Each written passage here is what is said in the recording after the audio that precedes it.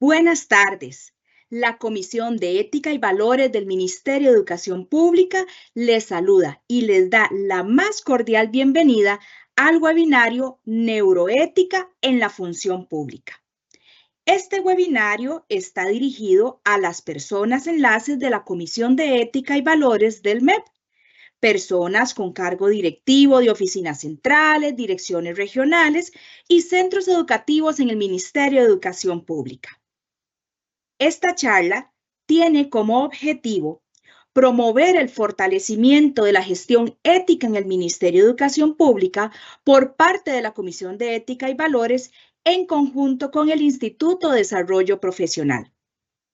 Les saluda Adriana Retana Varela, asesora nacional del Departamento de Planes y Programas del Instituto de Desarrollo Profesional, quien les acompañará como moderadora de este evento. A todas las personas participantes les solicitamos, por favor, llenar el registro de asistencia que se encuentra en el chat a partir de este momento. La exposición principal estará a cargo del doctor Juan Diego Sánchez Sánchez. Él es asesor y analista financiero, abogado, profesor e investigador. Posteriormente, tendremos el periodo de comentarios y preguntas, los cuales pueden ir formulando y anotando en el chat, el cual estará habilitado durante todo el webinario. Sin más preámbulo, vamos a dar inicio y la bienvenida con la exposición del doctor Juan Diego Sánchez Sánchez. Adelante, don Juan Diego.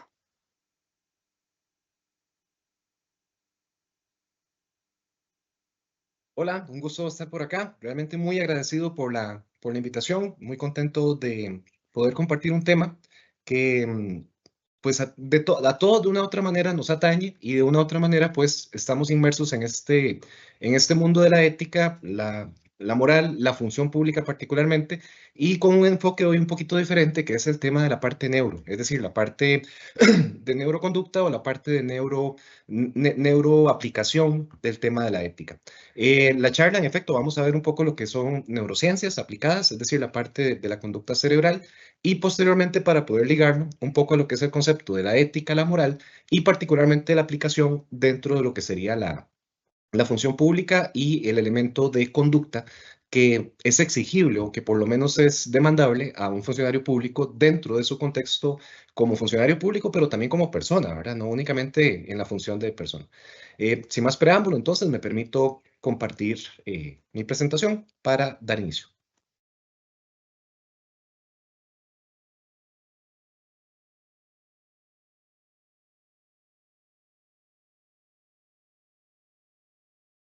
Ya logramos observarla. Perfecto, muchísimas gracias. Tengo que pedirles una disculpa porque ando un poco afectado la garganta, entonces si me escuchan, pues tosiendo un poquito es para acomodarme la garganta. Iniciamos entonces.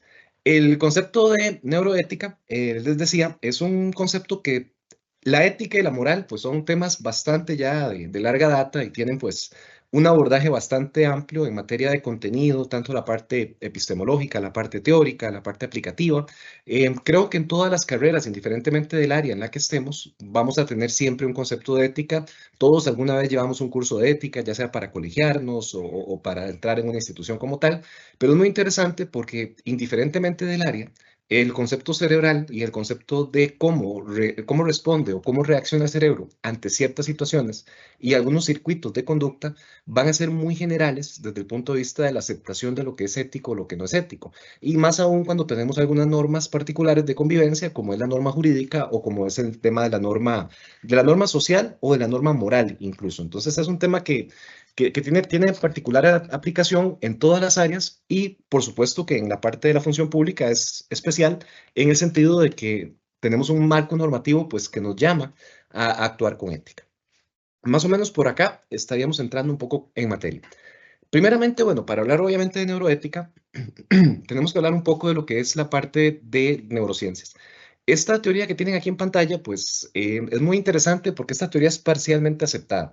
Esto se conoce como el sistema o el cerebro triuno, lo cual no es tan cierto porque Si tomásemos un cerebro y lo partimos, pues sí, sí vamos a encontrar ahí los tres sistemas, pero la teoría plantea de que trabajan de manera independiente. Y esto no es así. Realmente tenemos un solo sistema cerebral que tiene ciertas activaciones y tiene ciertos elementos donde podríamos focalizar algunas actividades, pero jamás de manera separada.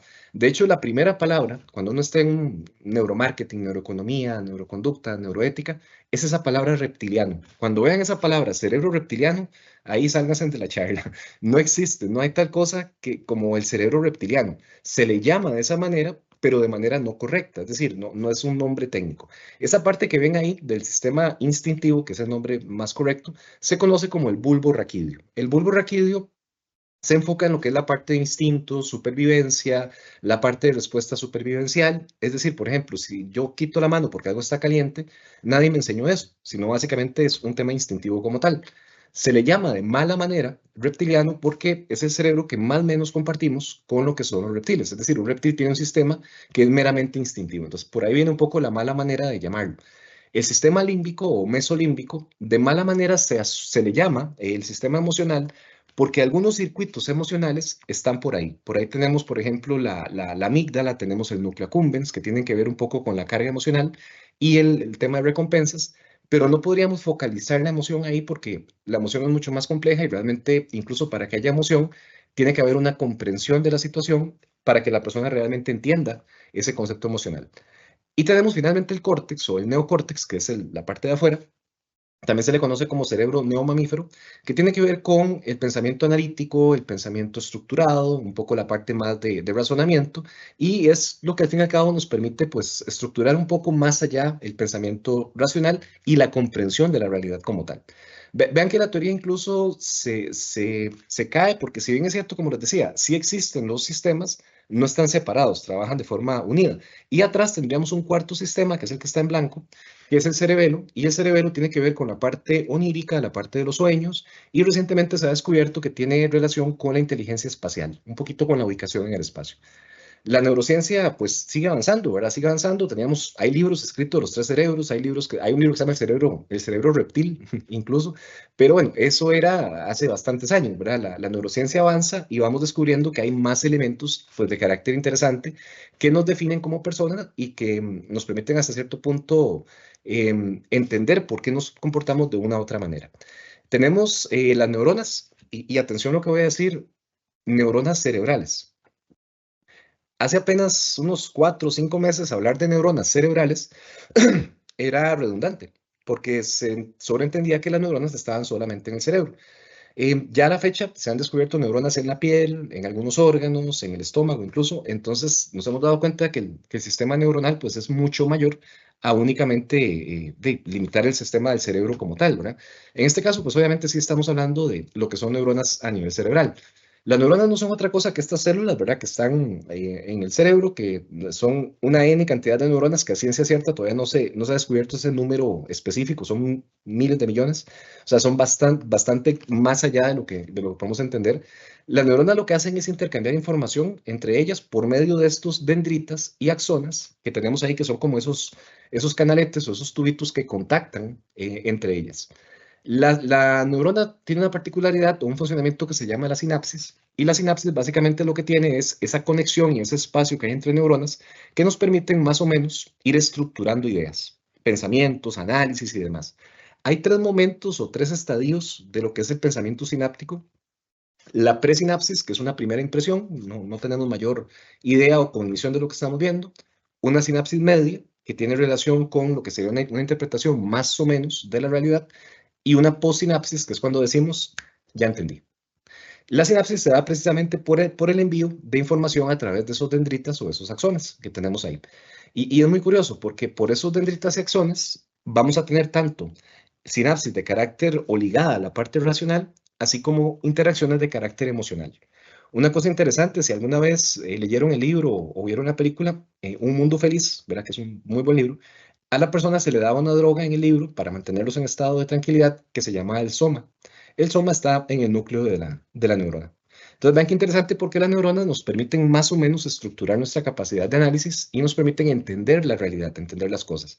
A medida que yo logro conectar más neuronas, es decir, logro caer en una postsinapsis, vamos a asociar a un tema que se llama el enjambre sináptico y esto lo que hace es prender varias neuronas y decir, ya entendí, ¿verdad? Y ahora sí estoy entendiendo y estoy racionalizando un fenómeno, racionalizando una realidad o racionalizando algún elemento pues estructural que defina mi percepción del mundo y de algo que esté tratando de analizar. Las neuronas son muy interesantes porque son contrapuestas. Bueno, también no las neuronas, más bien la capacidad sináptica, hasta cierto punto se considera que es contrapuesta precisamente con lo que son los neurotransmisores. Los neurotransmisores es importante no llamarlos neuroquímicos porque no todos son químicos. Hay enzimas, hay precursores, hay hormonas, hay unos que sí son químicos como tal. Entonces no es correcto, pues, llamarlo únicamente de carácter de neuroquímicos. Estos que ven en pantalla son como los que siempre escuchamos, ¿verdad? Pueden haber otros. La dopamina se agrega al deseo, serotonina a la satisfacción, oxitocina al apego y al temor, noradrenalina un poco al enojo y adrenalina a lo que sería la parte de aceleración corporal o excitación. Vean que en algunas combinaciones, por ejemplo, la generación de dopamina en exceso, que es un deseo incontrolable, pues básicamente generaría esquizofrenia, ¿verdad? Caso contrario, la incapacidad de generar dopamina más bien te genera ansiedad. Y ahí, dependiendo del caso, pues podríamos ver algunas sensaciones o algunas combinaciones que podrían extrapolarse a lo que serían emociones. Hay otros, ¿verdad? La GABA, por ejemplo, la GABA tiene que ver con la tranquilidad. La endorfina, que es lo que se segrega en un proceso de enamoramiento. La melatonina, que me imagino que la han escuchado, la melatonina tiene que ver con el sueño, ¿verdad? Y se ha descubierto que el sol, en efecto, genera melatonina. Tenían razón los abuelos, ¿verdad? Cuando le decían a uno, vaya solece para que duerma bien en la noche. Pues sí, en efecto. Llama la atención ahí el circuito del amor. Yo no lo llamaría amor, lo llamaría más enamoramiento, porque vean qué interesante, es un 33% de satisfacción, serotonina, 33% de deseo, dopamina, y 33% de oxitocina, que es apego y temor. Y es curioso porque el más pasajero de todos, de los neurotransmisores, es la serotonina, la satisfacción. Es decir, la satisfacción sube y baja. Es súper rápido de variar. El deseo es un poquito más sostenible en el tiempo, pero tampoco es tan constante como lo de la oxitocina. Y curiosamente llega un momento donde baja la serotonina, baja la dopamina, y en un proceso de enamoramiento lo que queda es el apego, nada más. Por eso es que hay la diferencia entre enamoramiento y amor, ¿verdad? Porque el enamoramiento es un proceso pues, bastante basado en neurotransmisores, mientras que el amor implica la decisión de, a pesar de tener, llamémoslo una caída o una bajada de los neurotransmisores, pues básicamente se decide volver a iniciarlos. ¿Dónde viene el punto medular acá? El punto medular está en que a medida que los neurotransmisores incrementan, la capacidad sináptica tiende a bajar. Entonces, es como contraproducente, como ambivalente, ¿verdad? A medida que sube la sinapsis, o sea, el proceso de razonamiento, los neurotransmisores tienden a ser controlados. Y es muy curioso porque siempre nos han dicho que los seres humanos somos seres racionales con emociones. Si eso fuese cierto, controlaríamos las emociones. Nosotros controlamos la capacidad sináptica y por definición, entonces, la capacidad sináptica puede más o menos controlar las emociones, o sea, los neurotransmisores.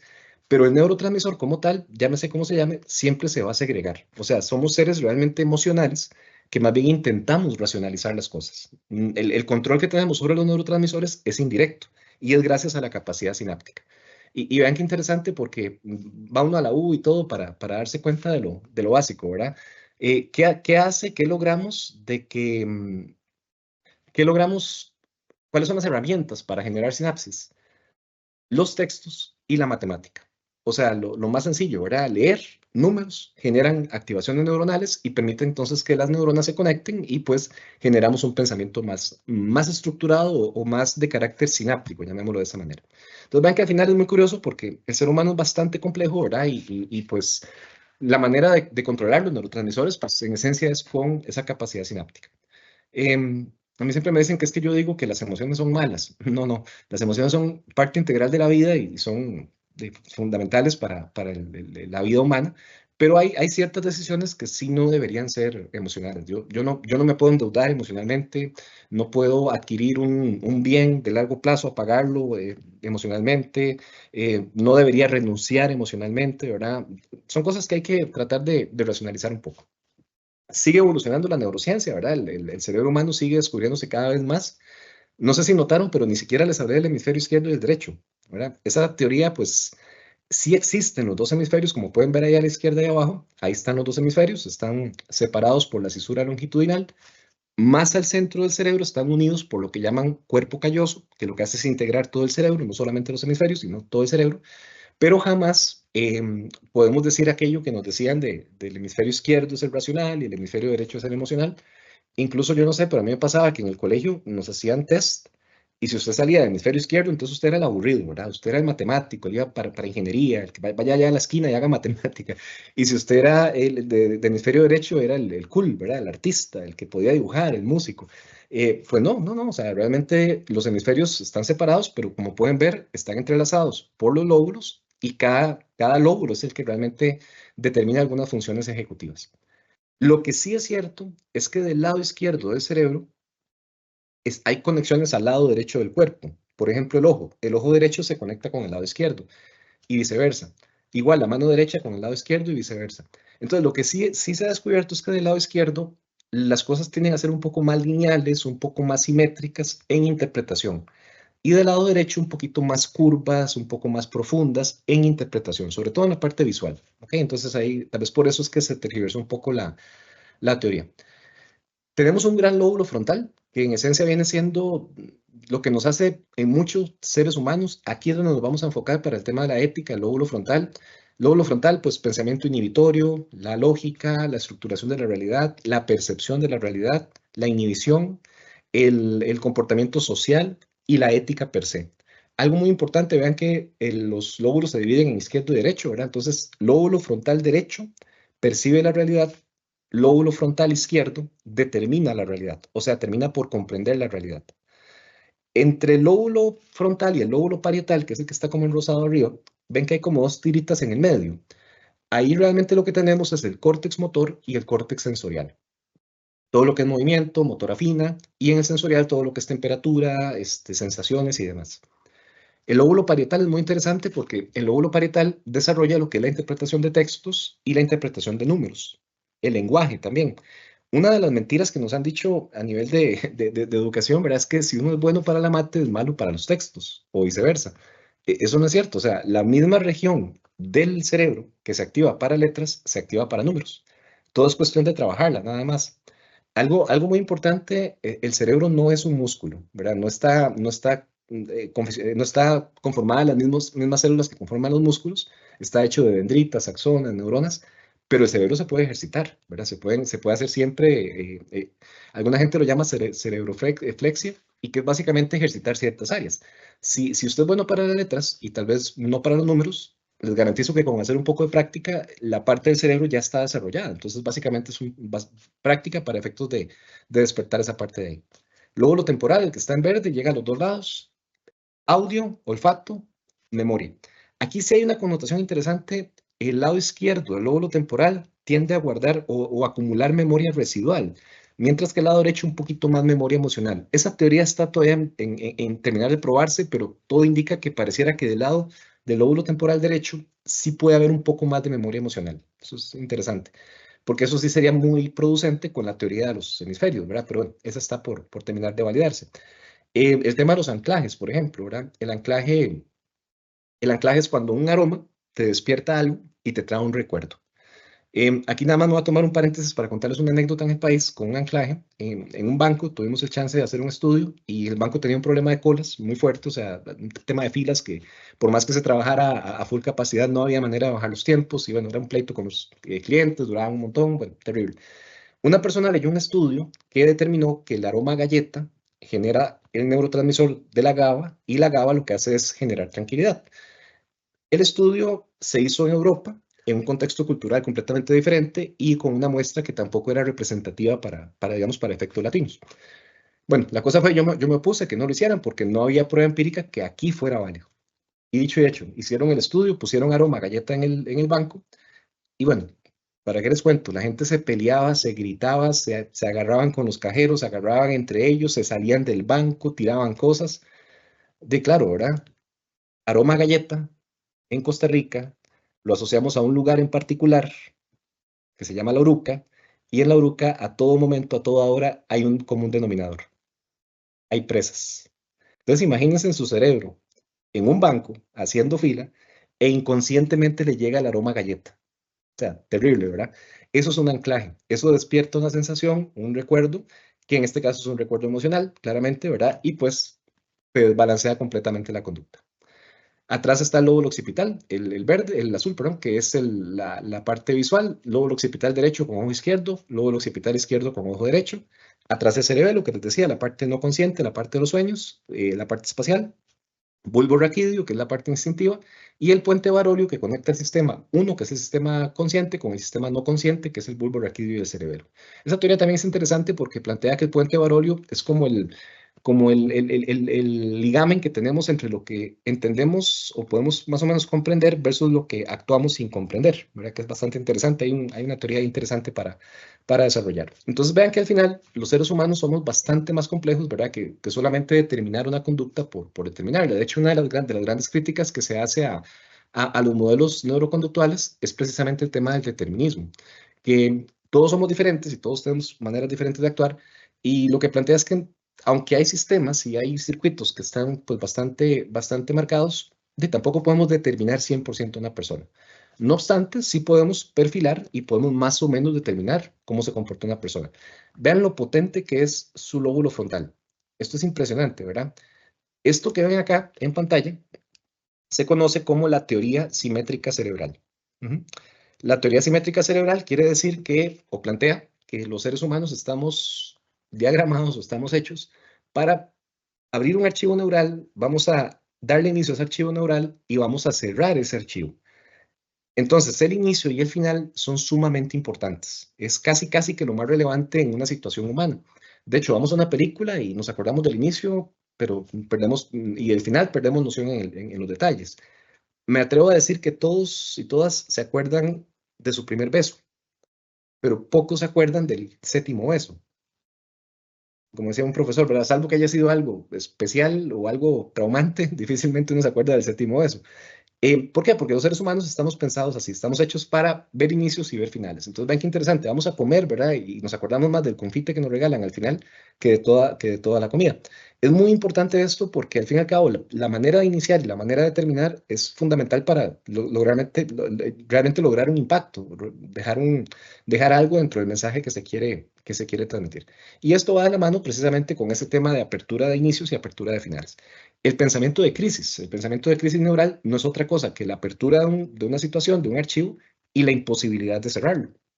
Entonces, claro, cuando yo no puedo cerrarlo de manera racional, la sinapsis se me cae, incrementa los neurotransmisores y pues en esencia lo que caemos es en un tema de proyección donde nos imaginamos todo lo malo que puede pasar cuando al fin y al cabo no necesariamente pasa, ¿verdad? Eso es un pensamiento de crisis.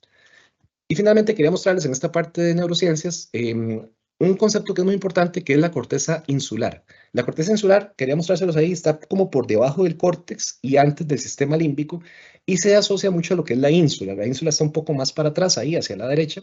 La ínsula tiene que ver con la envidia, la supervivencia, la territorialidad, y tiene mucha relación con el hecho de toma de decisiones también. Y los otros dos señores que quería mostrarles es el núcleo accumbens, que está abajo. El núcleo accumbens tiene que ver con todo lo que es recompensa. Muy curioso porque el dinero, ¿verdad? Que el dinero al fin y al cabo es un elemento de recompensa, se gestiona ahí. Cuando uno ve el comprobante de pago y hasta que respira, donde ya me pagaron, ¿verdad? Ese es el núcleo accumbens, pues trabajando. Y la amígdala, que está un poco más abajo, la amígdala, ¿verdad? Que está bastante más abajo, tiene que ver con la segregación de hormonas sexuales, sistemas emocionales y la carga ambivalente. El miedo y la risa también se generan un poco por la amígdala. Entonces, un poco ahí ambivalente. Entonces, al final, vean qué complejos que somos, ¿verdad? Tenemos un gran lóbulo frontal que toma decisiones, tenemos memoria emocional y residual, visualizaciones, lógica en el lóbulo parietal, tenemos tres sistemas que interactúan entre sí, instinto, emoción y razón, y tenemos parte del cerebro que pueden tomar decisiones que van con recompensa y que van con la parte emocional. Obviamente hay mucho más áreas, ¿verdad? Tenemos el fornix, tenemos la parte de la corteza cingulada interna, ahora que también tiene que ver mucho con la parte de emoción, el tálamo, que es el iniciador de toda actividad humana, pero estoy enfocándome como en las que nos pueden hacer referencia y nos llama la atención un poco más para el concepto de la ética y de la neuroética como tal. Ya vamos a retomar un poco el tema de la parte del cerebro y cómo lo vamos a ligar al tema de la ética. Aquí surge este concepto, ¿verdad? Ética y moral. Esto es muy curioso porque a veces incluso, dependiendo del área, uno le pregunta a la gente cuál es la diferencia entre ética y moral y a veces se quedan ahí como medio en el aire, ¿verdad? La definición es muy sencilla, incluso va por la etimología misma de la palabra, o sea, de dónde viene la ética, de dónde viene la moral. La ética viene de un griego, em, ethos, que la traducción podría ser más o menos como lo esencial. En algunas traducciones se trabaja incluso como el alma, lo que es adyacente a la persona y adyacente al ser humano. Em, Mientras que la moral viene de un latín, moris, que moris literalmente es la costumbre. Incluso se separan casi como, si mal no me equivoco, como por 800 años de historia las palabras, y son dos palabras completamente diferentes. Entonces vean qué interesante. La moral, voy a empezar por la moral, viene de la parte social y no es otra cosa que las reglas colectivas y sociales que son aceptadas de manera objetiva. Objetivo no quiere decir correcto, objetivo quiere decir de objeto quiere decir general. Entonces, una regla moral es una regla de aceptación y de acatamiento general de una colectividad. Determina lo que la sociedad define como aceptado y no aceptado. ¿Ok? Entonces, básicamente aquí no hablamos, en moral realmente ni siquiera sería correcto hablar de correcto o incorrecto, sino hablamos de aceptado y no aceptado, porque es lo que la sociedad determina como aceptado o no aceptado. La norma jurídica es de carácter moral, porque la norma jurídica es de acatamiento obligatorio desde el punto de vista de la sociedad. No necesariamente quiere decir que yo comparta éticamente la norma, pero tengo que seguirla. Entonces, podemos hablar claramente que la moral es de carácter social, objetivo y colectivo. La ética, ahora, en principio, la ética es personal y la ética debería extrapolarse por una mayoría de éticas a lo que sería la moral de la colectividad. Es decir, la moral debería reflejar lo que es la mayoría de la ética de los individuos. La ética sí, la ética son reglas personales, son reglas individuales. Aquí la palabra es subjetiva. Subjetiva no es equivocada, subjetiva es de sujeto, objetiva es de objeto, subjetiva es de sujeto. Y son básicamente elementos esenciales que yo como persona, y aquí sí, en función de todo lo que soy yo como persona, educación, valores, creencias, fe, religión, lo que sea, ¿verdad? Determino como bueno y malo. Aquí sí, ¿verdad? Esto va mucho en función de la persona y es total y absolutamente de carácter subjetivo o personal. Aquí el punto, eso lo vamos a ver después, cómo determinar que algo es ético desde un punto de vista objetivo. Qué complicado, ¿verdad? Porque es personal. La parte moral es más sencilla, porque desde un punto de vista objetivo es lo que la sociedad o la misma norma determine como aceptado o no aceptado. Entonces ahí es un poco más sencillo. También hay normas sociales, ¿verdad? Que no necesariamente están escritas o en derecho lo llaman positivizadas. ¿Qué quiere decir positivizadas? Que estén en el ordenamiento jurídico en una norma. Es curioso, ¿verdad? Porque se habla de normas sociales que en principio deberían ser de acatamiento obligatorio, pero pueden ser normas sociales que no estén necesariamente en una ley y que aún así sean de acatamiento obligatorio. Mientras que la ética es individual, la ética es tuya, ¿verdad? La ética es lo que yo determino como correcto o incorrecto y ahí es donde entra un tema de funcionamiento cerebral bien interesante que nos va a llevar a un dilema donde a veces mi ética es superior a la moral o mi ética es inferior a la moral. Cuando la ética es igual a la moral, más o menos estamos en paz, no tenemos ningún conflicto de conducta. El tema es cuando no van de la mano. Cuando mi ética es mayor a la moral, yo trato de dar más incluso de lo que la norma social me pide. Cuando la moral más bien me pide más que la ética, es donde entramos en un conflicto grande porque para mí no es algo incorrecto, pero para la sociedad sí. Entonces ahí entramos en un conflicto como tal. Cuando hablamos del concepto, muchachos, entonces vean que es bien interesante porque cambia radicalmente el concepto de la percepción. Véanlo aquí, ¿verdad?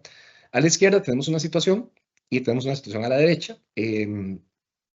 Ahí parece que no solamente hay un cambio moral de índole social, ¿verdad? De cómo cambia el entorno, sino también claramente el concepto ético, o sea, la parte subjetiva, la interpretación personal de los individuos en cada lámina es diferente, ¿verdad?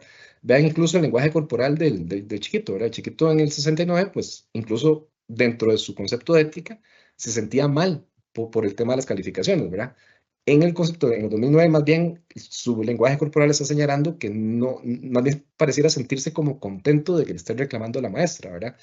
Ahí es donde viene un tema ético, pero el tema moral es qué dice la norma social. Entonces, ¿la norma social acepta estas situaciones o no las acepta? ¿Verdad? Ahí es donde cambia el contexto social. En principio, y es una teoría muy, llamémosla, muy racionalista, la moral va cambiando de acuerdo a las éticas de las personas. Eso yo tengo mis conflictos serios porque, entonces, si todas las éticas de todo el mundo cambian para mal, entonces la sociedad también cambia para mal, ¿verdad? Entonces es donde uno se pone un poco a pensar. Pero lo cierto del caso es que sí cambia tanto, en la lámina cambia la ética de los individuos como la parte social. Entonces, moris, costumbre, ética, ethos. Ethos, lo esencial, lo digno. Y la moral, lo que es social. Hay una ecuación ahí muy interesante que es la ecuación la ecuación de la esencia del ser humano, que plantea que un ser humano tiene 4 elementos que son esenciales. El ser humano tiene el temperamento, el carácter, los derechos humanos y la dignidad, que no se ganan ni se pierden, que se tienen por el simple hecho de ser un ser humano. Temperamento es lo genético, lo que no cambia con el tiempo. Carácter es lo que varía con el tiempo. Derechos humanos son los derechos que se tienen al momento de ser humano, los derechos esenciales, no se pierden. Uno diría la libertad. La libertad sí se puede perder, pero no dejas de ser humano. Tienes todos los demás derechos humanos. Y la dignidad. Aquí es donde viene el tema interesante. La dignidad tiene una gran relevancia, una gran relación con el concepto de ethos, de esa parte ética, de esa parte digna, y plantea la ecuación que entonces cualquier cosa que yo haga que beneficie el temperamento, el carácter, los derechos humanos o la dignidad de un tercero o la propia, podemos definirlo como ético, o por lo menos que no lo afecte. Ahí es donde también hay un tema enorme, ¿verdad? Porque una cosa es que yo haga algo que beneficie la dignidad de otra persona o la mía, y otra es que haga algo que no afecte la dignidad de otra persona o la mía. Eso se considera como ético. Sin embargo, todavía se queda un poco corto, ¿verdad? Porque también, ¿qué es digno? ¿Qué es digno? Digno de lo esencial, lo que hace a la persona ser ser humano, ¿verdad? Pensaría uno desde temas físicos hasta temas de autorrealización, pirámide de Maslow, quizás, ¿verdad? Necesidades humanas, deseos. Sigue siendo un poco subjetivo. Pero bueno, es la definición más cercana que tenemos a un planteamiento objetivo de la ética desde una posición social. Porque la ética al fin y al cabo es mía. La ética yo la defino y yo determino lo que es eso, no es correcto, ¿verdad? Entonces al final va a ser una posición bastante individual. Esto deriva entonces en lo que llamamos el deber y el valor. El deber, pues básicamente es este deber ser, ¿verdad? Esta causa que un sistema social me va a imponer, la cual yo debo hacer. Como el nombre lo dice, deber, debo hacer. El concepto del deber es la norma social, o sea, la norma social, la norma moral o la norma jurídica, en el caso que sea ya de acatamiento obligatorio. El deber implica que hay una regla que debe ser acatada y que es de carácter objetivo, o sea, es general. De ahí viene el principio de que nadie puede alegar desconocimiento de la ley, porque es un deber de un sistema social. El deber está bien, el deber es relativamente sencillo de entender y yo tengo el deber de no brincarme un alto manejando, ¿verdad? Los deberes pueden ser positivos o pueden ser negativos. Positivos es de hacer, negativos es de no hacer, ¿verdad? Yo tengo el deber de no brincarme un alto, eso es un deber negativo. Yo tengo el deber de, si soy profesional independiente, de declarar el impuesto al valor agregado, eso es un deber positivo de hacer, ¿verdad? Entonces, positivo hacer, negativo no hacer o abstenerse. El tema está en el valor. El valor es cuál es la razón de seguir ese deber. Entonces, aquí es donde yo digo, bueno, ¿y por qué tengo que hacerlo? ¿Estoy de acuerdo o no estoy de acuerdo? O sea, ¿por qué tengo que pagar el IVA? ¿Por qué no puedo manejar como yo quiera? ¿Verdad? ¿Por qué tengo que asistir a reuniones? ¿Por qué tengo que hacer ese por qué? ¿Verdad? Ese por qué es el valor. Los valores son un poco complejos de definir, pero los valores en esencia vienen de la axiología y la axiología es la ciencia que estudia los valores positivos o negativos. Es decir, los valores que son en beneficio de la dignidad o en perjuicio de la dignidad, que alguna gente los llama antivalores. Y los valores se entienden como un precepto digno de seguir. O sea, algo que la persona considera lo suficientemente digno como para seguir. La honestidad, la transparencia, la fidelidad, no sé. Básicamente son preceptos que yo considero dignos para poder seguir, ¿verdad? Ahora, como les digo, pueden ser positivos o pueden ser negativos. El conflicto viene cuando el valor no es igual al deber. O sea, el deber me exige algo más, el deber me dice, no, mira, tienes que hacer esto, pero yo internamente digo, no, no me convence. No me convence, hay algo que no está bien, no estoy de acuerdo, ¿verdad? Entonces ahí es donde entramos en ese conflicto de deber-valor y donde claramente pues estamos ante un dilema ético que va en contra de la parte social y ahí el cerebro empieza a hacer un funcionamiento muy interesante que ya vamos a ver. ¿Verdad? Aquí tenemos básicamente un concepto de deber subjetivo versus deber objetivo, ¿verdad? Aquí cada quien considerará el concepto de Dios, ¿verdad? Como su concepto individual.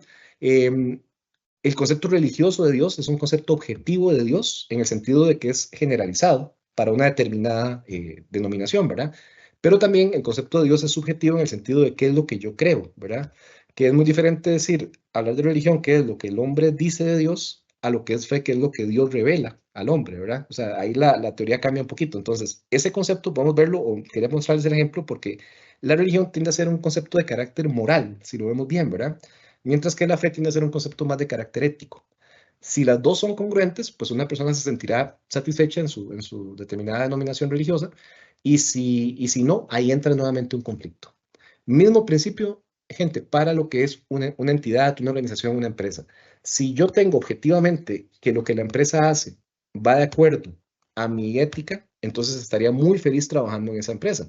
Si mi ética es contraria a lo que la empresa plantea, pues creo que no, ¿verdad? Ahí no voy a ser feliz nunca, ni voy a ser pleno en el sentido de que voy a trabajar en un lugar que yo no comparto. El ejemplo académico es siempre, ¿qué pasaría si nos toca vender en un lugar que fabrica y vende cigarros? Sí, hay personas que dicen que sí, que no hay ningún problema, para eso están las normas mínimas de publicidad, hay quienes dicen que de todo no, hay quienes dicen que depende, y en realidad ahí no hay una respuesta correcta o incorrecta, ni buena o mala. Creo que todos ahí, aún en la parte más extrema, estarían de acuerdo que lo mínimo legal hay que cumplirlo, y de ahí para arriba viene un poco la valoración que haga cada persona. Aquí sí es muy interesante porque si lo vemos bien, entonces, a la hora que estamos en un lugar con el que no compartimos los preceptos morales del lugar, y por supuesto que vamos a estar bastante insatisfechos y vamos a generar un conflicto ya incluso en generación de cortisol, que es otro neurotransmisor, que es un precursor del estrés y afecta lo que es hasta los riñones, afecta el cortisol, ¿verdad? Porque básicamente vamos a estar haciendo cosas que no consideramos adecuadas o no consideramos correctas en el sentido de que mi ética no va de acuerdo a la moral de la institución. Aquí surge una pregunta muy interesante. ¿Por qué ética empresarial o ética organizacional si la ética es personal? Curioso, ¿ah? Las empresas tienen código de éticas, las instituciones tienen código de ética, no código de moral. La respuesta es bastante simple, porque las instituciones y las empresas son personas jurídicas. Tienen una personalidad jurídica, tienen capacidad de actuar, tienen capacidad de adquirir derechos, de adquirir obligaciones, entonces se consideran personas. Por eso se habla de código de ética, porque es el código de ética de esa institución. Ahora, estos códigos de ética institucionales, básicamente lo que tienen, pueden tener tres tipos de sistemas, que son los sistemas morales que, por lo menos de este lado del mundo, definen un poco la sociedad. Si analizamos este lado del mundo, el lado del mundo occidental, es muy curioso porque hay tres elementos que nos definen como occidentales, que nos definen la cultura, definen el sistema jurídico, definen la historia, definen un poco incluso el concepto de sociedad en sí mismo, que es la filosofía griega, el judeocristianismo y el derecho romano, ¿verdad? Si lo vemos bien, esos son los tres elementos que definen la cultura occidental. Tenemos filosofía griega en todos los preceptos y principios que nos determinan. El simple hecho de hablar de ética y moral es filosofía griega. Tenemos el tema del judeocristianismo, que incluso las constituciones están plasmadas en gran parte en los 10 mandamientos como norma general. Y tenemos el derecho romano, que en casi toda América Latina tenemos sistemas neorromanistas, que quiere decir básicamente son sistemas donde la ley está escrita. Tenemos códigos, leyes y demás. Entonces, esos conceptos me llevan a tres sistemas morales que los vemos planteados en todas las instituciones y en todas las empresas. Tenemos el concepto de utilitarismo, altruismo y el cristianismo como una doctrina, ¿verdad? Doctrina en el sentido epistemológico teórico. El utilitarismo, muy sencillo, es un tema que se basa en el egoísmo, pero vean qué curiosa esta palabra, ¿verdad? Egoísta todo el mundo lo ve como algo malo. Ego es yo, ismo es amor al yo. O sea, el egoísmo es amarme yo mismo. Y yo creo que todos somos egoístas, ¿verdad? Todos nos amamos un poco. Pero el utilitarismo implica que aquí es donde viene el tema del egocentrismo, ahí sí cambia un poquito, que es buscar ya sea el bien mayor o el mal mayor. Si es un sistema moral utilitarista, yo voy a buscar por medio de una acción hacer el bien mayor. Y si es un sistema utilitarista antimoral, voy a buscar hacer con una herramienta el mal mayor. que es un poco el concepto incluso toda la doctrina del criminal, ¿verdad? De la teoría del delito, que es que con una herramienta tratar de hacer el daño mayor, ¿verdad? Con una bomba tratar de hacer la mayor cantidad de daño, con un mensaje tratar de infundir la mayor cantidad de temor. Eso es utilitarismo. Igual, desde el punto de vista moral, pues sería con una acción tratar de llegar a la mayor cantidad de gente posible. Esto no es que sea incorrecto, está bien, nada más que el utilitarismo se enfoca en el fin y no necesariamente en el medio. Entonces justifica que el medio pueda ser quizás no tan de pronto ligado a la parte moral, siempre y cuando el resultado final sea muy bueno, ¿verdad? Entonces aquí vemos, por ejemplo, donde se utilizan pruebas que no son del todo correctas, se utilizan medios para recabar información que no es del todo correcto en aras de buscar un bien mayor, se oculta algún tipo de información porque usted sabe que si esa información sale, el resultado va a ser peor, ¿verdad? Técnicamente eso va en contra de la moral, ¿verdad? Pero no deja de entrar dentro de ese concepto de utilitarismo. Es un poco complicado porque te genera una ambivalencia de pensamiento y ahí ya el lóbulo frontal empieza a debatir. Sí, mira, hay un bien mayor, pero eso por otra parte va en contra de la moral en sí misma y de la ética en sí misma. El altruismo es básicamente la renuncia al yo mismo, a lo que yo soy como persona. O sea, aquí no hay egoísmo, aquí yo pierdo mi identidad incluso como ser humano en aras de ayudar a otras personas y de generar un bien social mayor. Esto está muy bien en el sentido de que es muy romántico, donde buscamos el bien social de todo el mundo, pero yo como persona me desvirtúo, lo cual quiere decir que moralmente estoy actuando bien, pero estoy yendo en contra de la parte ethos digna propia. Entonces yo trabajo el doble con tal de que otra persona que no quiere trabajar o porque no puede trabajar, le hago el trabajo. O es que hay que entender a esta persona porque, pobrecito, ¿verdad? Que le cuesta mucho, entonces yo le hago el trabajo. Uno diría, eso es muy bueno, eso es altruismo. En parte sí, pero está generando un fin más o menos no, más o menos correcto, pero con una cantidad de desprestigio a mí mismo incorrecto, ¿verdad? Entonces también un altruista extremo te deja de lado tu yo propio, ¿verdad? Y el cristianismo como tal es muy interesante porque, como teoría, ¿verdad? Obviamente no me quiero meter aquí en temas de religión, habla de que debe usarse un medio altruista, pero para un fin trascendente. Esto es muy curioso porque de todas las teorías y las doctrinas, el cristianismo sí plantea el concepto de verdad absoluta, ¿verdad? No hay otra doctrina, teoría o enfoque que plantee esa verdad absoluta. Y es muy curioso porque entonces el cristianismo dice, no solamente es el fin, sino el medio. Es el bien por el bien, ¿verdad? O sea, la moral por la moral, la ética por la ética. La ética en sí mismo y la moral en sí misma es un fin y es un medio. Entonces, es muy loable este concepto, ¿verdad? Porque al fin y al cabo, se dice que no se puede vencer al mal haciendo mal, al mal se vence haciendo bien, ¿verdad? Entonces, básicamente va con eso, no podemos ser parte de la solución si actuamos de la misma manera que aquel mal que queremos combatir, ¿verdad? Entonces, es muy complejo. Eh, y bueno, ahí entran versículos de versículos y frases que han sido trascendentes incluso a otros elementos, el que no son esto en lo poco, no son esto en lo mucho, ¿verdad? Que también deriva en el arte de la guerra. No es cuestión de manejar 2 hombres o 1000 hombres, todo es cuestión de orden y honestidad. Entonces, dependiendo de los textos que uno vaya viendo, pues así van a ser los Vedas sin dudas, ¿verdad? Que también habla, aquel que no administra de manera correcta lo poco, no administra de manera correcta lo mucho. Entonces, vean que al final ese fin trascendente es el medio y el fin como tal. Y deriva, pues, en gran parte de este judío-cristianismo que está por acá. Estos son los problemas éticos que les decía. Los problemas éticos son básicamente cuando mi ética, mi parte individual, mi parte propia, es contraria completamente a la parte social. O sea, estamos actuando diferente o estamos contrarios a lo que socialmente, llámese la institución, llámese la colectividad, llámese el lugar, me solicita. En el primer punto se conoce como una relación de igualdad o una relación simétrica, que es el concepto es de ética simétrica o simetría ética, que es cuando lo que yo considero como persona va bien, o sea, está de acuerdo, no hay ningún roce con lo que la colectividad en la que yo estoy trabajando o estoy interactuando me pide.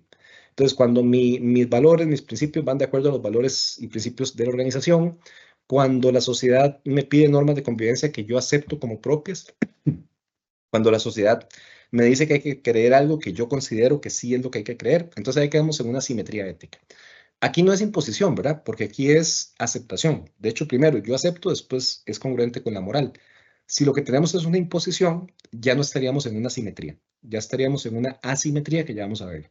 La simetría es como el punto llamémoslo, de desarrollo máximo de un ser humano, donde puedes dormir en paz, ¿verdad? Sabes que trabajas en un lugar que te sentís bien, que no te van a pedir hacer algo deshonesto, que tengas un grupo de trabajo o un superior que va de acuerdo a las normas y actúa de acuerdo a los principios que yo mismo comparto. Entonces, estamos bien, ¿verdad? Estamos en una relación donde todo bien. Aquí, como decía un profesor, no se han devuelto los peluches todavía, ¿verdad? Aquí estamos contentos y nos llevamos bien porque básicamente coincidimos en lo que creemos y en lo que pensamos. El tema está en las otras dos. Ya obviamente aquí estamos hablando de asimetrías éticas. Cuando la ética es mayor a la moral, quiere decir que mis principios y mis valores, o sea, mis creencias y mi ethos, mi parte digna, es mayor a lo que me pide la parte social. Es manejable, esta situación es relativamente manejable porque, de muy sencillo, el que puede lo más, puede lo menos. Si a mí me piden como norma mínima estar hasta las 3 de la tarde, pero yo digo, no, yo sé que a mí me contrataron una hora más, yo quiero trabajar esa hora más, ojo que no es impuestos porque yo quiero, yo sé que sí, que el contrato decía hasta las 4, pero por, no sé, por una costumbre, un derecho adquirido, lo que sea, nos podemos ir a las 3. No está mal irse a las 3 porque esa es la norma social, o sea, eso es lo exigido y eso es moralmente correcto, moralmente aceptado. Pero si la persona considera, no, a mí me contrataron una hora más, yo me voy a quedar una hora más, eso es una ética superior, ¿verdad? Suena muy fea la palabra superior, a mí nunca me ha gustado, también se le conoce como una ética sobrepuesta. ¿Qué quiere decir? Que tú mismo te obligas a dar un poco más del mínimo que me exigen. Esto no genera mucho problema, ¿verdad? Por lo menos no individualmente. Puede generar un problema con la colectividad, ¿verdad? Cuando la persona genera un poco más, ¿verdad? Da un poco más. Entonces aquí caemos en un concepto que ha venido desarrollándose últimamente en doctrina, que es muy interesante, que es la discriminación laboral pasiva. Vean qué curioso. La discriminación laboral pasiva es cuando te discriminan por hacer más o por estar sobrecalificado. Eso es muy curioso, ¿verdad? Y ese es un tema que ya poco a poco la Sala Constitucional y la Sala Segunda también ha venido determinando que sí existen. O sea, piensen en el simple hecho de decirle a alguien, usted cumple todos los requisitos para el puesto, pero no lo contratamos por estar sobrecalificado. Eso es una discriminación, ¿cierto? La persona está de acuerdo en que le paguen lo que dice el puesto y está de acuerdo en hacer menos de lo que puede hacer, no hay ningún problema. Y aún así lo están pues discriminando. Esos son conceptos de aplicación pasiva, ¿verdad? Que es básicamente cuando por esa condición diferenciadora, pero que no es inferior, sino más bien hacia arriba, tiende a ser discriminada a la persona. Eso se conoce como una ética sobrepuesta, que es esa segunda situación. La de abajo es la que genera más problemas, que es cuando el elemento social, la moral, tiende a ser superior a la ética o por lo menos diferente al grado de imposición. Entonces, aquí pueden haber dos situaciones. Cuando realmente yo considero que robar está bien porque el jefe tiene mucha plata, digo, robar moralmente es incorrecto, o sea, jurídicamente es incorrecto y moralmente es incorrecto, ¿verdad? Por lo menos desde el punto de vista colectivo. Y la persona cree ciegamente que está bien robarle a alguien que tenga más, ¿verdad? Ahí tenemos un problema de ética, ¿verdad? Y claramente la moral es superpuesta a la ética. O bien, cuando más bien la persona se ve inmersa en imposiciones ideológicas que no quiere, las respeta, pero no quiere recibir. Y aquí sí hay un tema de fondo que ahí no me voy a meter mucho, pero sí hay todo un tema de objeción de conciencia, de objeción de pensamiento, de libertad de pensamiento, ¿verdad? Donde yo, como ser humano, también tengo mi derecho a la objeción de conciencia. Y la objeción de conciencia es cuando abiertamente, porque es contrario a mi ethos, a mi ética, yo eventualmente puedo alegar una objeción de conciencia para no participar o no ser parte de. O bien en su defecto, si es toda la institución la que es contraria a lo que yo creo, de ahí ya no sé hasta qué punto es más bien quizás buscar otros rumbos, ¿verdad? Porque estás en un lugar que simplemente no va a estar. Una cosa importante ahí, la objeción de conciencia siempre se asocia mucho a religión, pero no. Puede ser para temas económicos, políticos, sociales, pueden ser temas familiares, pueden ser temas de algún tipo de ideología en particular. Entonces, son abiertos, ¿verdad? O sea, la objeción de conciencia es un tema abierto que es un derecho, ¿verdad? Es un derecho que tampoco puede repercutir en abusos, eso es muy importante, ¿verdad? Yo no puedo decir, mira, me mandaron a una capacitación para aumentar la productividad laboral, pero yo no creo en la productividad, entonces no voy a ir. No, eso no, ¿verdad? Ya eso obviamente es un abuso, pero por ejemplo, de que te manden una capacitación de una ideología económica que no compartís, que no tiene nada que ver con el trabajo, sí, ahí sí puedes alegar objeción de conciencia, ¿verdad? Entonces depende, obviamente, de la casuística, depende claramente del concepto. Quería mostrarles esto, el uno, particularmente es el que nos interesa, que es el lóbulo frontal. Y aquí entrando un poquito en lo que es entonces ligar la parte ética con la parte neuro. El lóbulo frontal, que se divide en frontal izquierdo y frontal derecho, Frontal derecho entonces lo que hace es interpretar la realidad o percibir la realidad, y el izquierdo le da razón a la realidad, o sea, termina por definir la realidad. Todo lo que es el pensamiento de inhibición, todo lo que es la parte está muy rico, pero me voy a engordar, está muy bonito, pero está muy caro, ¿verdad? Ese pero, ese sesgo inhibitorio, te lo da el lóbulo frontal.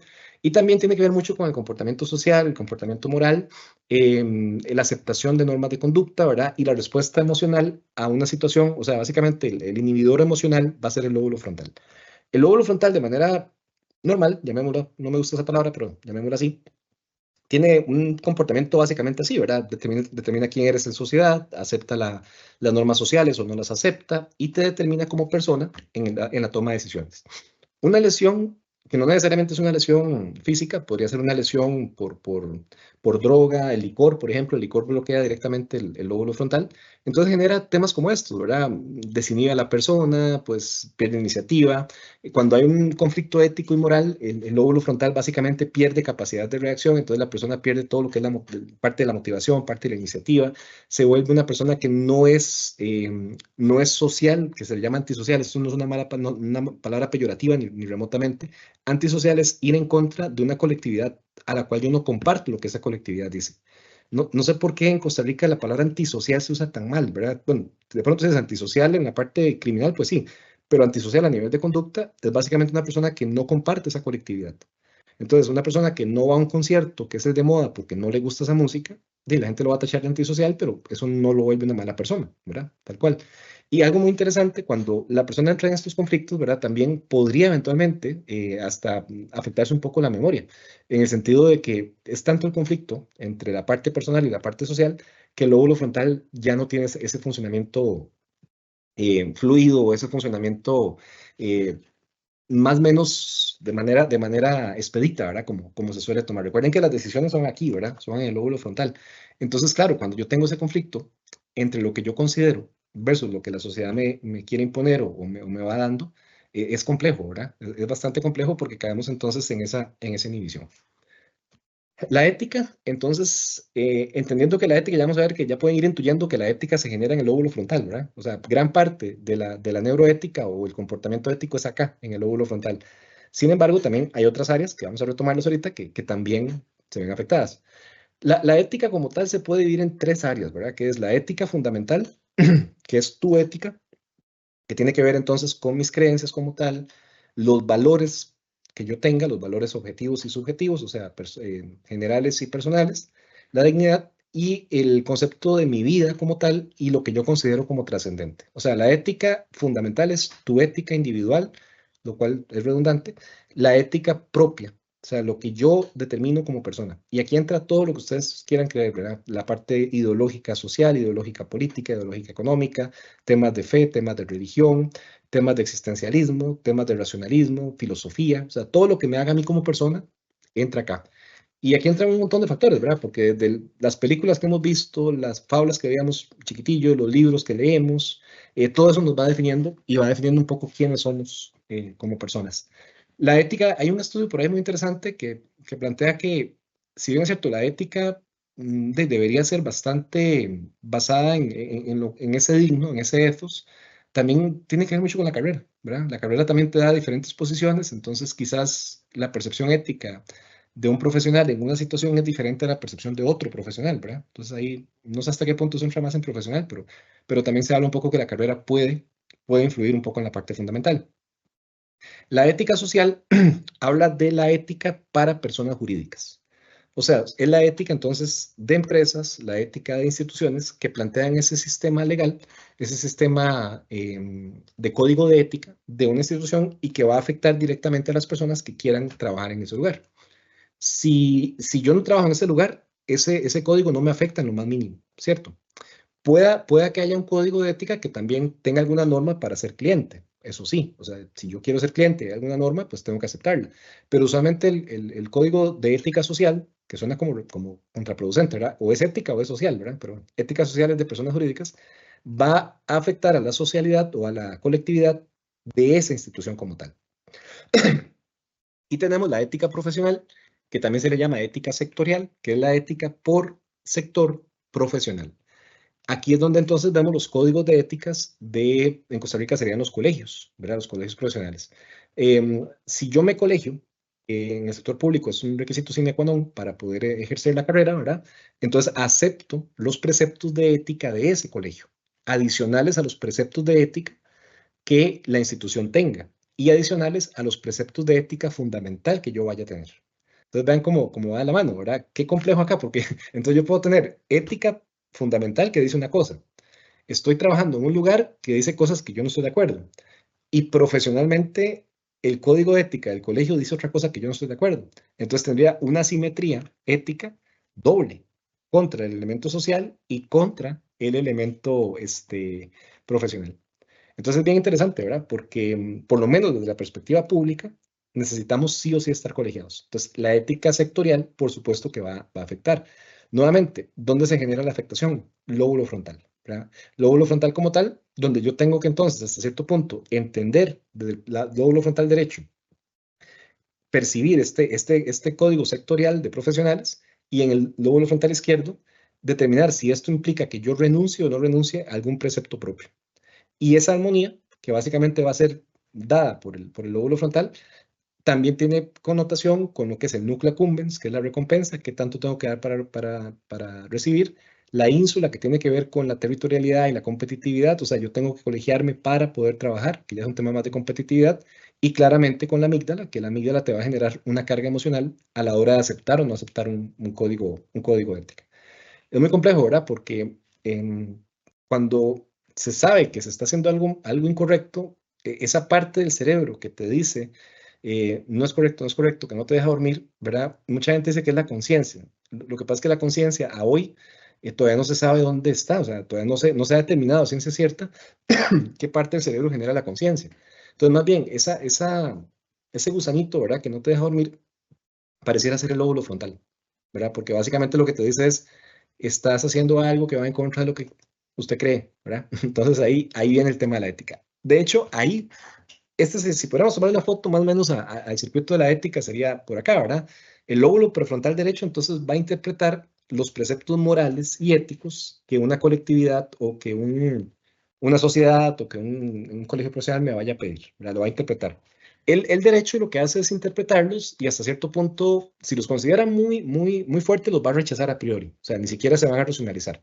Si te dicen, por ejemplo, que un código de ética va en contra completamente de algo que vos crees, que el código de ética te permite robar y usted considera que eso no, inmediatamente el lóbulo frontal lo va a rechazar y ahí no hay mucho más no hay ulterior proceso que hacer, ¿verdad?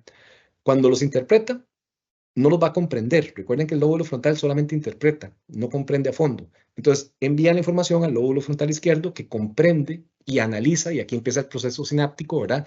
Donde básicamente se conectan los demás lóbulos, la parte parietal para el ejercicio lógico, la parte de memoria para comparar contra toda mi información, a ver si va de acuerdo o no va de acuerdo, y es la decisión que se toma precisamente por el lóbulo frontal izquierdo. Pero, ¿qué entra a jugar? Entra a jugar, como les decía, la ínsula en el sentido de la competitividad. ¿Qué quiere decir esto? ¿Qué tanto yo debo aceptar esto en aras de estar dentro de una colectividad que yo decido o no decido estar? Esa es la ínsula. Ese juego entre qué tanto debo, qué tanto puedo, qué tanto voy a, ¿verdad? Eso es la ínsula. Y el núcleo accumbens, que determina básicamente cuál es la recompensa que voy a tener y qué tanto esfuerzo tengo que hacer en aras de aceptar este código de ética. Aquí pueden apuntar por ahí, hay un circuito muy interesante. Si alguien está trabajando en motivación o está trabajando en algún tema de cursos de motivación así, la motivación desde el punto de vista neuro se basa en un circuito que se llama el DAS, deseo, acción, satisfacción. Motivación es motivus actio, moverme hacia, ¿verdad? Y la motivación no es un sentimiento, la motivación es una curva de conducta que termina con la realización de algo.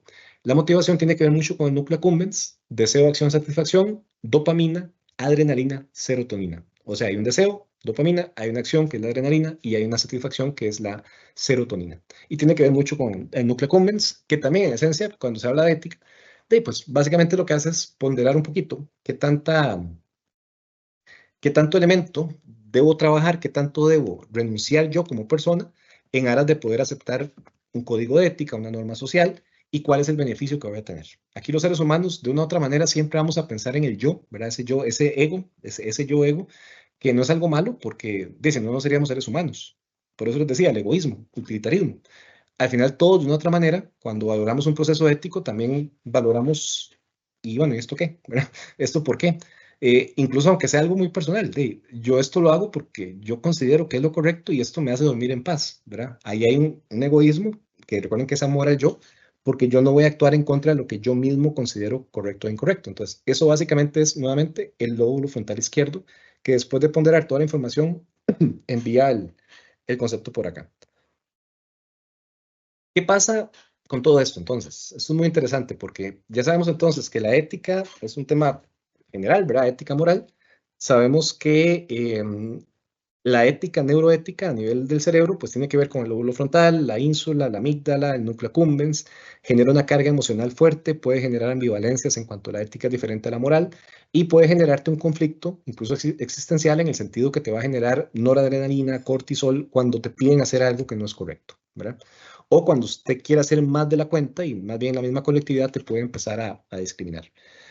Aquí hay todo un tema porque estos principios y estas herramientas, que son en esencia datos neurales y biométricos, son trabajados con lo que llamamos tecnologías biométricas, ¿cierto? Tecnologías biométricas neurales. Es muy interesante porque desde el punto de vista, bueno, público y privado, pero particularmente público, recordemos que en el sector público nos basamos en el principio de legalidad, ¿verdad? Solo se puede hacer aquello que está expresamente dicho por la norma y no se puede extrapolar función alguna. Cuando hablamos de datos biométricos para trabajar neuroética, necesitamos tecnologías. Hay tracker, face coder, encefalógrafo, neurocámaras. Y lo curioso es que en el sector público la ley no me dice expresamente que yo puedo utilizarlos. O sea, yo no puedo utilizar un eye tracker, que es una cámara para ver qué vuelves a ver, ¿verdad? O una cámara térmica para ver temperatura y fotografías neurales.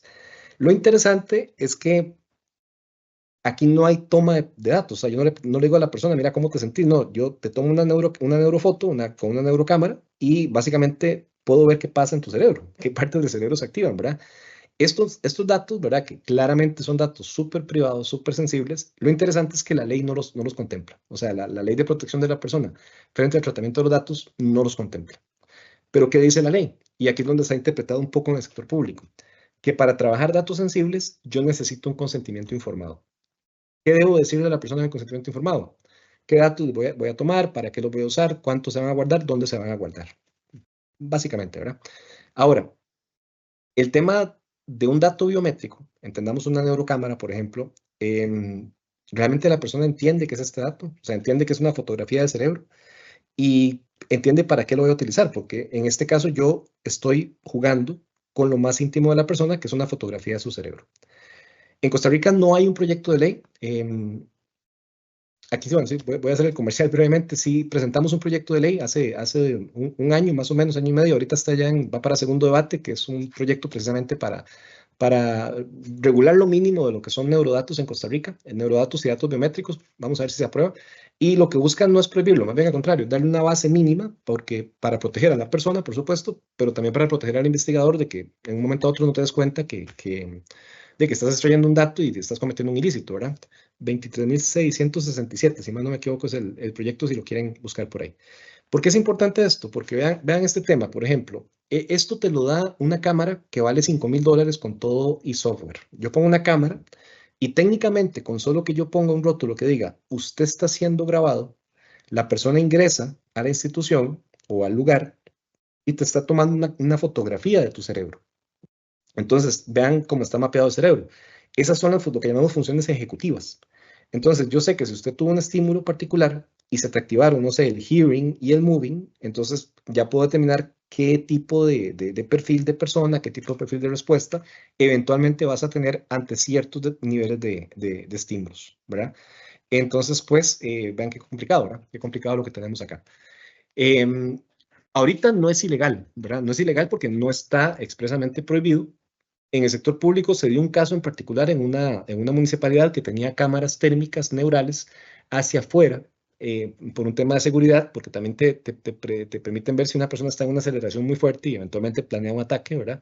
Un diputado puso un recurso de amparo y obligaron a la MUNI a quitar las cámaras. El tema es que si yo logro hacer eso y con solo ese consentimiento informado, pues a hoy se podría hacer. Entonces, no es descabellado pensar que en el sector público, con consentimientos informados, es posible la implementación de tecnologías biométricas. Pero bueno, de momento no tenemos un marco como tal regulatorio, ¿verdad? Entonces la neuroética sigue siendo como muy, eh, llamémosla muy intuitiva y muy hipotética, porque todavía nos cuesta mucho en el sector público poder recopilar datos. Sector privado no. Sector privado, desde el contrato laboral, yo puedo poner en el contrato que en la empresa se utilizan ciertas tecnologías y yo puedo ver perfiles de las personas, ¿verdad? A mi entender, para poder llegar a eso al sector público, lo primero que debería adicionarse sería en la Ley General de Administración Pública la frase expresa que diga se permite, ¿verdad? Si no, creo que es un tema complicado. Pero bueno, que no se permita no quiere decir que no se haga tampoco, ¿verdad? Que no hayan cámaras térmicas, que no hayan mapas de calor visual, que son camaritas que te captan hacia dónde volvés a ver y te dan un mapa de qué volvió a ver la persona. Entonces, el hecho que no se diga expresamente que se puede hacer tampoco quiere decir que no se esté haciendo o que no se puede hacer. Algunos conceptos importantes en la parte de neuroética a nivel jurídico. Tenemos el concepto de indeterminación, que lo que dice es, desde el punto de vista ético, si bien es cierto, tu ética es única y la moral pareciera en un momento determinado ser única, siempre va a estar indeterminada por la interpretación que el lóbulo frontal haga. Es decir, yo puedo tener una norma muy clara y puedo tener una formación muy clara que en ese momento, dependiendo de la situación de la persona, el lóbulo derecho puede interpretar de una u otra manera. Entonces, al final se habla de una ética indeterminada. ¿Qué quiere decir? Que puede depender de la casuística completamente de la persona. La misma persona en la misma situación, en momentos diferentes, puede interpretar diferente. Entonces, es muy complejo eventualmente juzgar a alguien por la ética. De ahí es que se crea la moral. Y vean que de hecho los procesos a nivel de instituciones públicas son por normas morales, no por normas éticas. El pensamiento no se puede, no es punible jamás, ¿verdad? La ideología no es punible. No por expresar ideas te pueden eventualmente perseguir, Dios libre, ¿verdad? Eso sería ya imposición de pensamiento, pero sí por incumplir una norma de carácter moral. Entonces, ahí viene el tema de la indeterminación. Las cadenas de correlación, aquí se ve un tema interesante, porque entonces, si bien es cierto, a mí me persiguen por el cometimiento o no seguimiento o no acatamiento de una norma de carácter moral, sí pueden buscar toda la correlación que tiene en función de quién soy yo para haber incumplido esa norma moral. ¿Y eso qué puede hacer? O me agrava la culpa o me baja la culpa. Entonces, dependiendo de la formación, dependiendo de las creencias, dependiendo de la persona como tal, esa cadena de correlación infringiste una norma, pero puede agravarte o puede más bien atenuarte un poco el grado de reprochabilidad, ¿verdad? Por el hecho de la formación. No es lo mismo una persona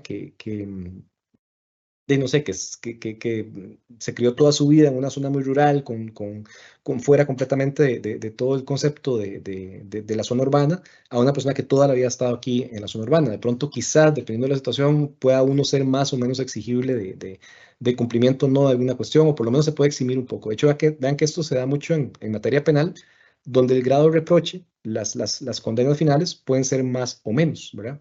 Si usted está en una emoción violenta en el momento, por ejemplo, ¿verdad? Si estás enojado, pues no te quita la culpa, pero te puede bajar un poquito el grado de pena, ¿verdad?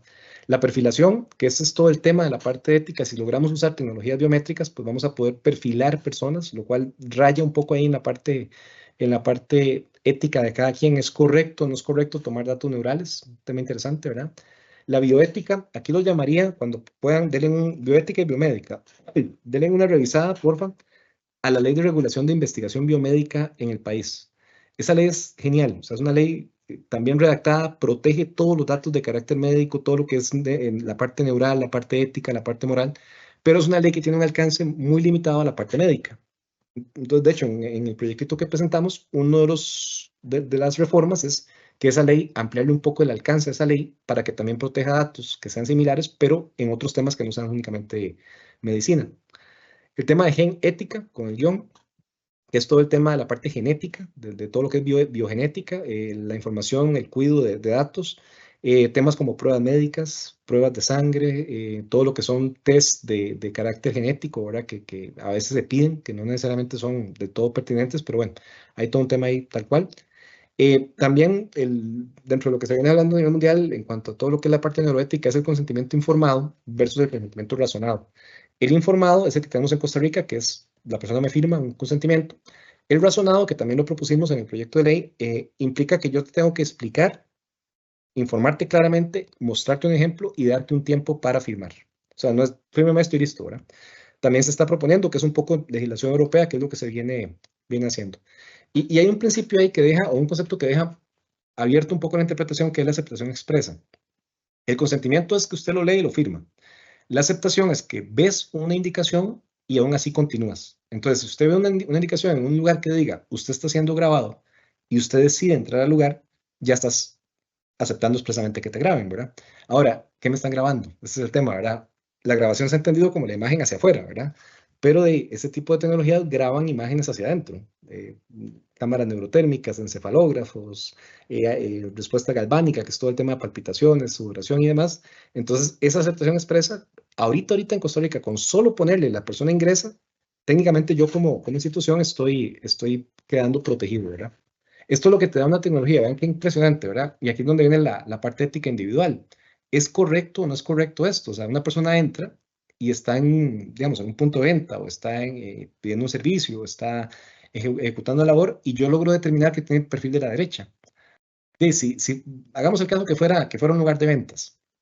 Si yo determino que la persona tiene ese perfil de la derecha y en ese momento le envío un vendedor muy bueno, esa persona está cayendo en un estado de vulnerabilidad terrible y me va a comprar cualquier cosa, ¿verdad? Porque está en una condición vulnerable de la cual no me hubiera dado cuenta en otro momento sin una tecnología en particular. Técnicamente a hoy esto se logra únicamente con ese concepto de usted está siendo grabado. Y con eso pues solventamos responsabilidad y con eso pues uno como institución ya queda con la responsabilidad libre. Pero ahí viene el tema ético, ¿verdad? ¿Hasta qué punto realmente esto lo consideramos ético o no? ¿Es moral? ¿Es moral? Pues bueno, no es ilegal si yo digo que usted está siendo grabado. Esa es la moral en este momento, ¿verdad? Porque no hay norma jurídica. El tema ético depende precisamente de cómo lo interprete. Algunos principios importantes. Ya con esto vamos entrando a la última parte de la charla. El principio de legalidad está en el artículo 11 de la Constitución Política. Recordemos que en el sector público es muy importante que todo el tema, bueno, toda la función, pero particularmente el tema de la neuroética, si la ley no lo permite expresamente, no se puede hacer. Entonces, aquí viene la interpretación. ¿Puedo o no puedo yo utilizar datos neurales y biométricos en el sector público? Bueno, se están utilizando, ¿verdad? Se usan.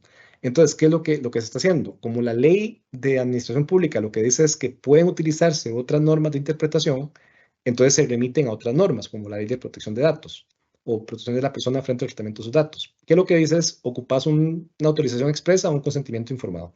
Entonces, con eso es lo que se está haciendo para más o menos poder implementar ese tipo de tecnologías y poder utilizarlo. Mi posición es que no es suficiente. Mi posición es que debería haber una permisión expresa en la ley de administración pública para no tener problemas, sino caer más bien en un tema de extrapolación de funciones, ¿verdad? En el sector privado está la autonomía de la voluntad, 28 de la Constitución Política. Yo puedo hacer todo aquello que no esté expresamente prohibido. Entonces, vean qué complicado, porque si lo analizamos bien, la ley no me dice que yo puedo usar tecnologías biométricas neurales, me remite a la ley de datos y la ley de datos me dice lo mínimo. Entonces, estoy usando lo mínimo que la ley me dice. Pero la ley general, que es la de administración pública, no me dice. Entonces, peligrosamente podemos estar interpretando norma pública desde un punto de vista de autonomía de la voluntad. Y eso podría, un buen abogado que argumente el caso, podría ser un peculado, perfectamente peculado, perdón, podría ser un fallo contrario a la norma, ¿verdad? O sea, fallar en contra de lo que dice la norma o actuar en contra de lo que dice la norma. Prevaricato, ¿verdad? Se me cruzaron los delitos, un prevaricato. Entonces ahí, claro, hay que argumentar muy bien el caso y argumentar muy bien todo el tema, pero técnicamente estás haciendo algo contrario a lo que dice la norma. No es una laguna, lo que hay es un océano de vacío legal, ¿verdad? En ese tema. Entonces ahí el tema de la ética es muy importante porque la ética es lo que te va a decir de qué podemos y qué no podemos hacer, ¿verdad?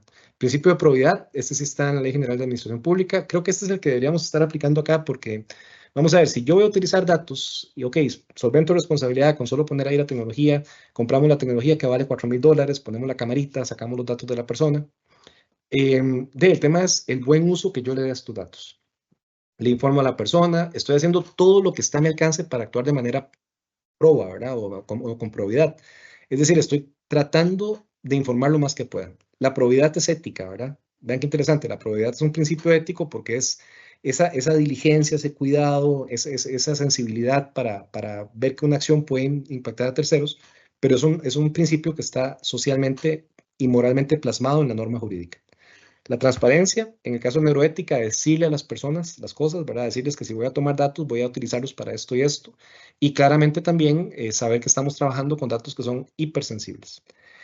Y uno que es muy usado, ¿verdad? Y muy común de escuchar, que es el tema del deber de cuidado. El deber de cuidado, pues, 108 de la Ley General de Administración Pública. Diligencia, tener cuidado, ¿verdad? Aquí yo puedo cometer una falta por no hacer algo, ¿verdad? No solamente por hacer, sino por no hacer algo. Entonces, también es de tener cuidado, ¿verdad? Entonces, aquí el tema es, si nos remitimos nuevamente al tema ético, el tema ético va de la mano con el deber de cuidado. Va a ser la alerta que te da el lóbulo frontal izquierdo. Mira, no, esto no está bien, hagamos algo, ¿verdad? Ese es el deber de cuidado. Eso también se plasma un poco en ese consentimiento informado que tenga que hacer. Esto fue en Costa Rica, ¿eh? Bien interesante. Ya lo arreglaron, ya hace poco pasé por ahí, ya está arreglado. Imagínense todo lo que puede haber pasado ahí, ¿verdad? Si la primera estaba la curva de la izquierda o la flecha de la izquierda pintada, después se pintó la de la derecha, de los que pintaron la de la derecha, terrible, pero también el que pintó la izquierda está mal pintada porque si usted va a doblar a la derecha no puede estar ahí, ¿verdad?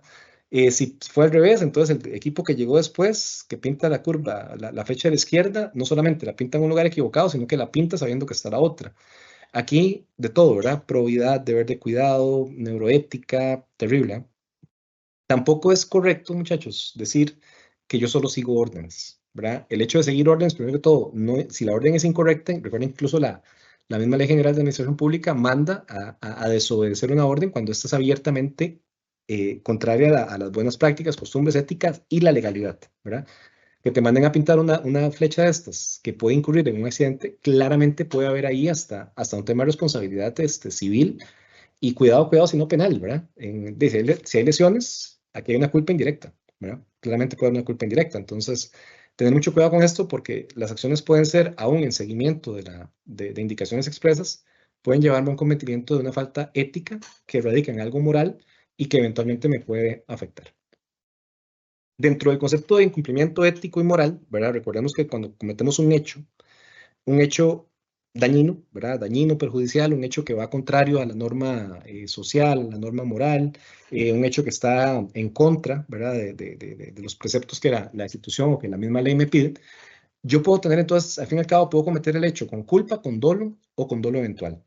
Y la responsabilidad siempre va a ser objetiva, que es del objeto. Si yo cometo un daño, tengo que pagar por el daño, ¿cierto? Subjetiva sería si adicionalmente a pagar por el daño hay alguna tipología que me vaya a castigar con una multa extra o, por qué no, incluso con despido o con cárcel, ¿verdad? Entonces, no enredemos las dos responsabilidades. Objetiva es el objeto, tienes que cubrir el objeto, y subjetiva es vos como persona si adicionalmente la misma norma te sanciona más. La culpa es cuando yo cometo algo, yo no quería hacerlo, realmente no quería hacerlo, pero terminé haciéndolo, que puede ser por actuar o por omitir, ¿verdad? Vean qué complejo. Entonces yo eventualmente, el no hacer algo es tan culpable como el hacer algo, ¿verdad? ¿Qué pasa? Tal vez el atenuante puede bajar un poquito, ¿verdad?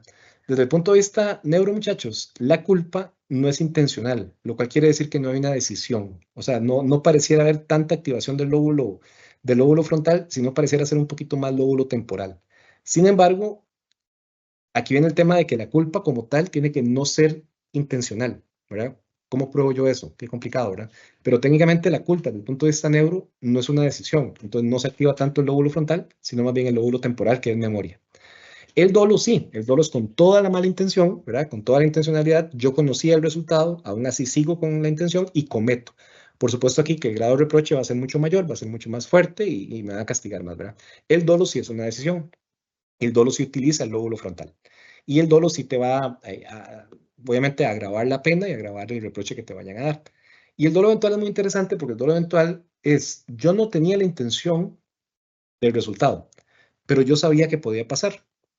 Nunca lo quería, pero yo sabía que si seguía haciendo lo que estaba haciendo, eventualmente podía caer.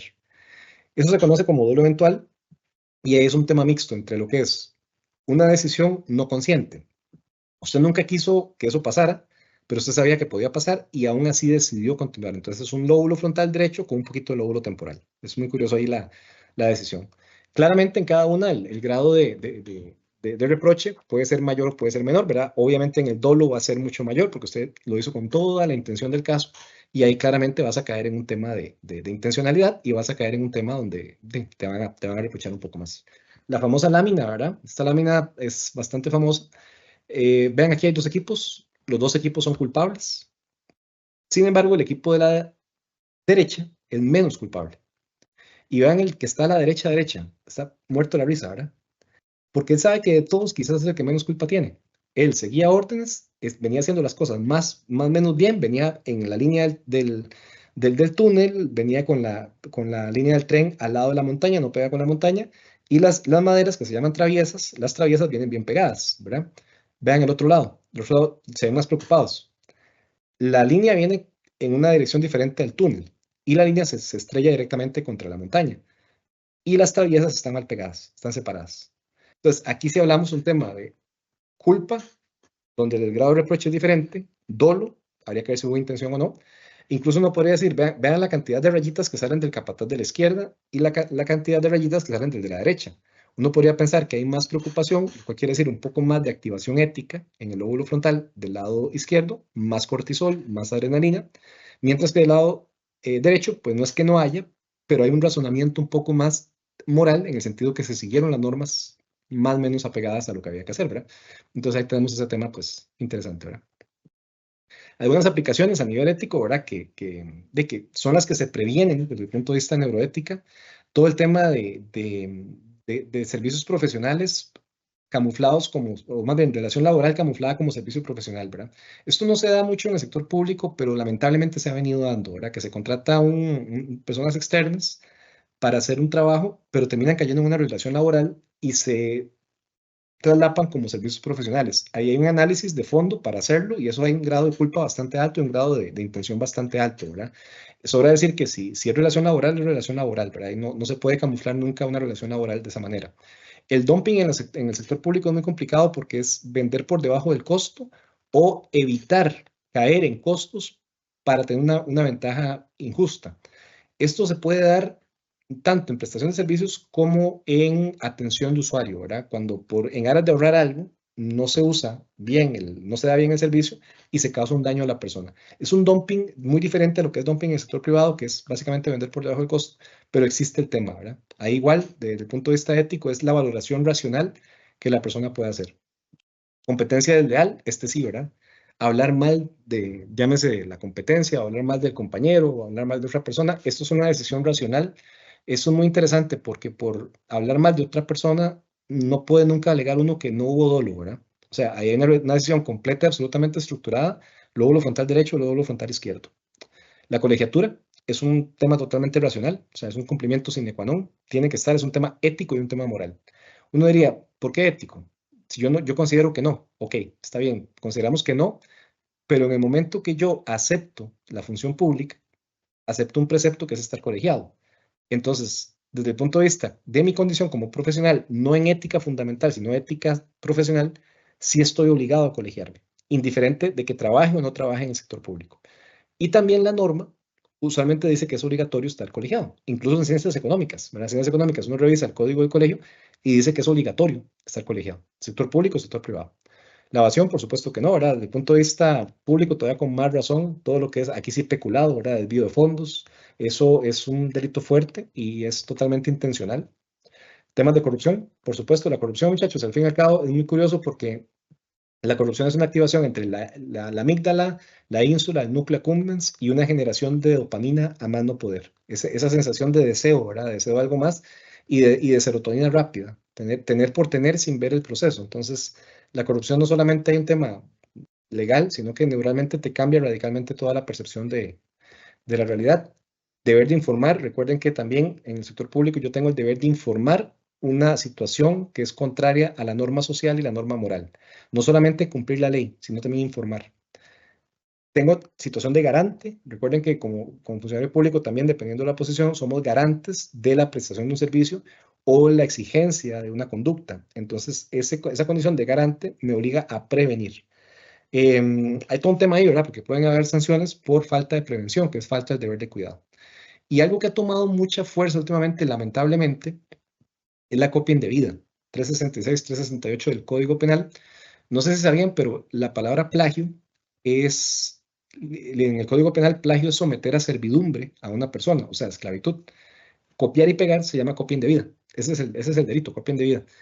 En el sector público no solamente es un delito penal, sino que adicionalmente es todo lo demás. Falta el deber de cuidado, falta de diligencia, falta de prevención, es culposa, puede ser dolosa y básicamente demuestra un cero compromiso con el desarrollo de las funciones de la manera diligente y de la manera proba, ¿verdad?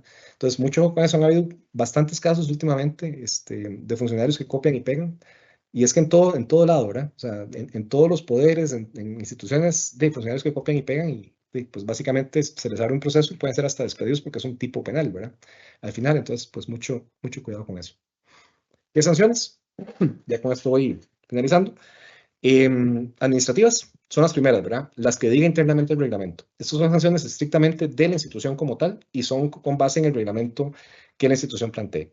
Las sanciones, recuerden que no son excluyentes, ¿verdad? Dependiendo del caso, pueden ser excluyentes si la misma norma lo dice o pueden ser conjuntas.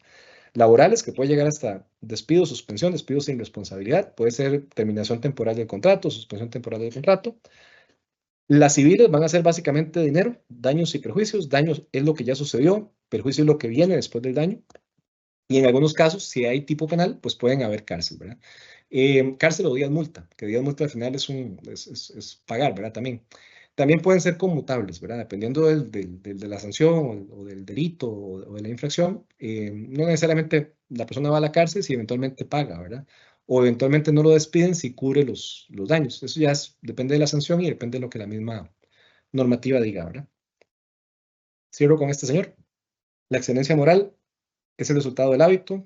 Nos volvemos justos realizando actos de justicia, templados realizando actos de templanza, valientes realizando actos de valentía.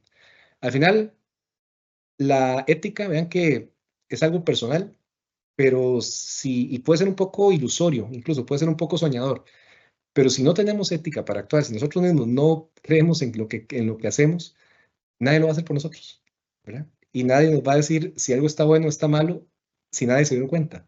El hecho es poder yo llegar en la noche y dormir en paz, ¿verdad? Para efectos de llegar a ese punto.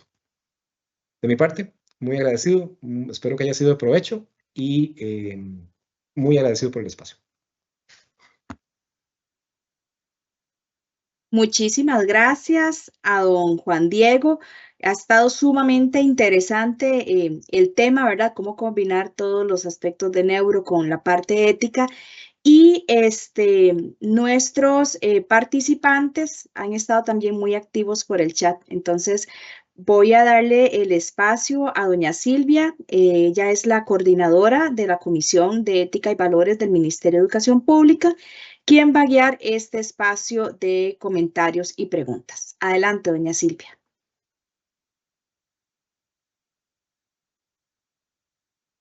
Un gusto saludarles. Muchas gracias, don Juan Diego. Iniciaremos con la pregunta número 1, la cual dice, ¿qué nos puedes recomendar para tener un equilibrio de las hormonas? Adelante, don Juan Diego. Excelente, muy buena pregunta. Bueno, las hormonas dentro de la clasificación que tenemos, podemos trabajarlas como parte de los neurotransmisores, pero muy importante, tampoco todas son neurotransmisores. Hay otro tipo de hormonas que obviamente se me salen a mí ya del contexto de la charla, pero en esencia, la parte emocional, llámese neurotransmisores, llámese carga química, carga de endorfinas, enzimas, demás, es la parte racional. Y la parte racional parece mentiras, como les decía, pero textos y números te ayudan a mantenerte en un estado más o menos balanceado. Entonces, aquello que decían, por ejemplo, antes de enojarse, cuenta hasta 10, tiene lógica, porque ejercemos un pensamiento matemático y eso nos activa sinapsis. Leer, hacer ejercicios matemáticos, temas como sudoku, como crucigramas, ejercicios matemáticos, es muy importante, ¿verdad? No es que van a hacer que el problema desaparezca, pero por lo menos te permiten racionalizar el momento y hasta cierto punto controlar ahí neuroconductualmente el tema de los neurotransmisores.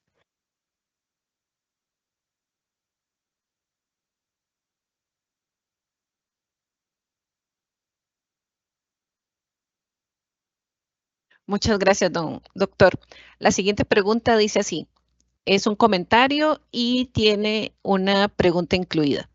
Felicidades por la apertura de este tipo de espacios que nos invita a repensar sobre nuestras propuestas educativas y modos de relacionarnos también.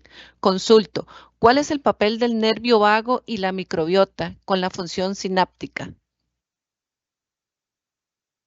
Adelante, doctor. Excelente, muy buena pregunta. Muchas gracias por el comentario y por la pregunta. Igual, ahí ya se me sale un poquito del tema de la charla, ¿verdad? Porque ese es un tema ya más de carácter obviamente médico, pero en general el nervio vago tiene que ver mucho con lo que son funciones vitales, ¿verdad? Con la parte de digestión, la parte de la respiración, incluso el sistema de funcionamiento normal del cuerpo. Un desbalance emocional, un desbalance sináptico, te afecta todo, ¿verdad? Te afecta hay otro nervio que es el VPN, que va del lóbulo frontal también a los riñones, que también se ve afectado. Entonces, claramente, cualquier alteración en materia de segregación de neurotransmisores alta, que en este caso, si lo digamos un poco a la charla, por un dilema ético, eventualmente, no quiere decir que sea automático, pero eventualmente podría afectar también estas funciones nervio vago y microbiota, ¿verdad? Pero estos son un poco más, digamos, más fisiológicos tal cual, ¿verdad? Pero claramente, a medida que yo logro tener un balance racional emocional, es decir, un balance sináptico, pues el funcionamiento de estos sistemas nerviosos pues van a ser, llamémoslo, más fluidos, un poquito más dinámicos y sin distorsiones de por medio. Adelante, sí.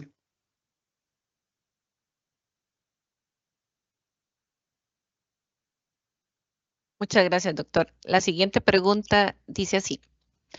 Buenas tardes. Me pareció que anteriormente se realizó una equivalencia entre la moral y la norma jurídica. Sin embargo, teóricamente se ha defendido su clara distinción. ¿Podría aclararme ese punto? Adelante, doctor.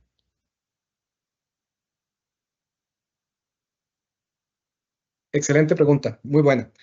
En efecto, hay una distinción y una distinción sumamente marcada porque la norma jurídica está positivizada, o sea, está escrita y es vigente y es de acatamiento obligatorio. Es decir, la norma jurídica es la ley, la norma, el reglamento, la constitución, un tratado. La norma jurídica no hay forma de desobedecerla y si la desobedezco tengo un grado de reproche, tengo una penalidad. La norma social o la norma moral, ¿verdad? O la moral como tal, es un tema de carácter social, de carácter colectivo, que son normas exigidas de la sociedad, pero que no necesariamente son obligatorias. Están distinguidas totalmente en ese sentido, que la norma jurídica es obligatoria, la norma moral es de acatamiento social, pero no obligatorio. ¿Dónde está el ligamen? Que fue lo que más bien tratamos de hacer. Que en principio la norma jurídica es norma moral, pero la norma moral no necesariamente está todavía positivizada. Es decir, pueden haber elementos morales que todavía no se han llegado a la ley, mientras que todo lo que está en la ley es obligatorio, ergo también es de acatamiento moral, ¿verdad? Entonces ahí la relación es que la norma jurídica deriva de la norma moral, no toda la norma moral ha llegado a ser norma jurídica, eventualmente podría llegar a ser norma jurídica. Adelante, sí. Muchas gracias, doctor. La siguiente pregunta dice, dentro de este planteamiento, ¿cómo se abordaría la neurodivergencia presente en la vivencia de algunas personas? Adelante.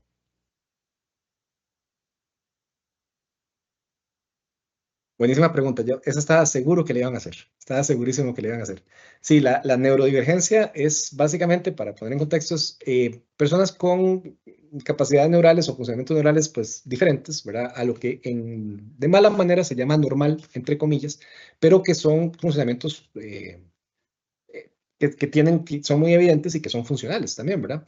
No quise agregarlo porque no hay una teoría todavía tan unificada en lo que es ética neurodivergente, porque entonces sí, ahí dependiendo de la percepción que cada persona tenga, que va a ser nuevamente acá, pero que va a alterar un poco también lo que es el lóbulo parietal y un poco la parte incluso de percepción de la realidad, la definición individual de la ética en neurodivergencia sí puede variar de persona a persona. ¿Dónde lo podemos empatar? En el sentido que la ética es individual. La ética es individual y cada persona la determina de una manera diferente. Pero sí se está trabajando y es quizás, muy buena pregunta, es quizás de los temas más innovadores que hay en este momento en ética y se ha venido incluso realizando, hace poco se hizo un estudio, creo que fue en Estados Unidos, para determinar si había algún patrón diferente en la percepción ética de las cosas en personas neurodivergentes. No se han publicado los resultados, pero ahí en cuanto estén, ahí con todo gusto los compartimos. Pero sí, en efecto, sí va a variar de persona a persona el concepto de ética. Adelante, Silvia. Gracias, doctor. Gracias, doctor. La siguiente pregunta dice, ¿conoce ejemplos concretos donde la ética profesional entre en conflicto con la ética fundamental?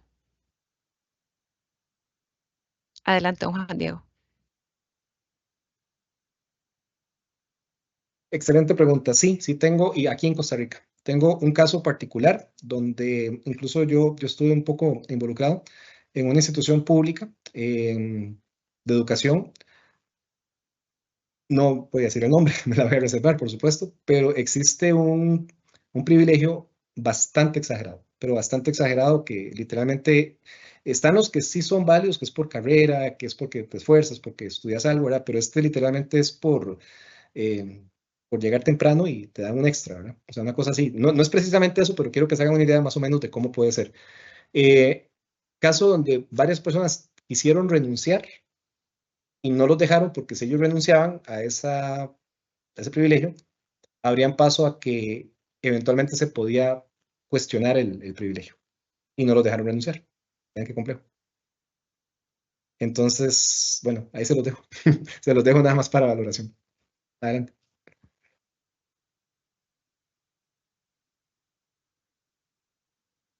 Muchas gracias, doctor.